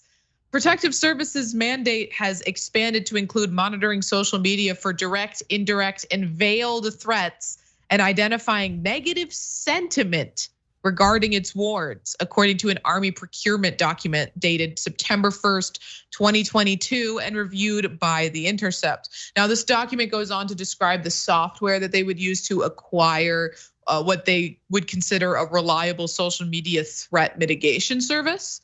The document says the PSIFO/PIB needs an open source web-based toolkit with advanced capabilities to collect publicly available information. The toolkit would provide the anonymity and security needed to conduct publicly accessible information research through misattribution by curating user agent strings and using various egress points globally to mask their identity. Now, keep in mind that's what's dubbed as publicly available information isn't only what's freely available online, it's also information that they commercially purchased, private information that was sold by surveillance firms and data brokers. It's not just the things you're putting out about yourself publicly online. It's medical records that are being sold by these data brokers. It's all sorts of invasions into your privacy. Now, according to The Intercept, the Army planned to use these tools not just to detect online threats, but also pinpoint their exact location by combining various surveillance techniques and data sources. This document cites access to Twitter's Firehouse, which would grant the Army the ability to search public tweets and Twitter users without restrictions, as well as to do analysis of 4chan, Reddit, and YouTube. And they also want tools to disguise what they're doing. The contract says the Army would use misattribution, deceiving others about who is actually behind the keyboard. The document says the Army would accomplish this through falsifying web browser information and by relaying Army internet traffic through servers located in foreign cities, obscuring the stateside origin. I mean, Jake, this is, of course, I should expect this type of egregious invasion into privacy from the United States government. But I mean, just reading it laid out like this is mortifying. Yeah, I gotta be honest, I didn't expect it. This is totally over the top. So look, we report on their corruption all the time, in this case, the Pentagon. So for the rest of the mainstream media, that's verboten. If the Pentagon says something, it must be true. You put it as the headline, you don't even question it. And the generals are God's gift to humanity. And they talk about, they get this basically Secret Service equivalent as a perk. Here's another perk that they get. Giant contracts with military contractors, defense contractors, pay them off. Not all of them, but a lot of them. They get millions of dollars, and they all know it. They all know that's what they're gonna get if they're good boys and girls when they're generals, and stuff that Pentagon budget full of billions of dollars for those same contractors. So you know what? There, I just did a mean segment on you on YouTube, and here I'll spare you some of the trouble. We're in Los Angeles, so you don't have to go through all of that shenanigans to figure out where we are. So look, the only comfort I have, Ray, is that if they're looking at people who are saying mean things about retired generals, they're gonna go to Donald Trump way before they go to me, okay? Right, and they don't need any research tools to find those comments. He's made them all over every right-wing news network he can possibly get on. And it shouldn't really be a surprise that the Pentagon was really reluctant to respond to any substantive questions about their social media monitoring from The Intercept. Francis Saybold, a spokesperson for the Army Criminal Investigation Division, pointed The Intercept to a webpage about the office, which has been renamed the Executive Protection and Special Investigations Field Office. Now, Ilya Siatitsa, program director at Privacy International, had this to say to The Intercept: "There may be legally valid reasons to intrude on someone's privacy by searching for, collecting, and analyzing publicly available information, particularly when it pertains to serious crimes and terrorist threats. However, expressing positive or negative sentiment towards a senior high-risk individual cannot be deemed sufficient grounds for government agencies to conduct surveillance operations, even going as far as pinpointing exact locations of individuals." And Jake, if there's one thing I took away from law school, it was that that if the government says that what you're doing is a threat to national security or public safety, that they pretty much can invade your privacy how they see fit, and that judges will oftentimes rule with them. And I definitely left with a bad feeling about how America views privacy law. Yeah, so look, we know that they were doing massive invasion of privacy and warrantless searches of all of us to begin with, but this is particularly nuts because look, if you find someone that says, "Hey, I'm gonna kill a former general," go get the sons of bitches, right? But if you're looking for information that's embarrassing or negative sentiments, are we using Secret Service like operation to protect their goddamn feelings? I don't care about their feelings. So this is absolutely outrageous and exactly the kind of ridiculous crap that the Pentagon wastes our money on. So go suck on that while you're looking at mean tweets about ex-generals. I got a lot more where that came from. Most of them are crooks who love to take our money and give it to the guys who then pay them off later. So go research that. All right, we gotta go. We got an amazing bonus episode for the members, tyt.com/join to become a member. We'll see you there in a minute.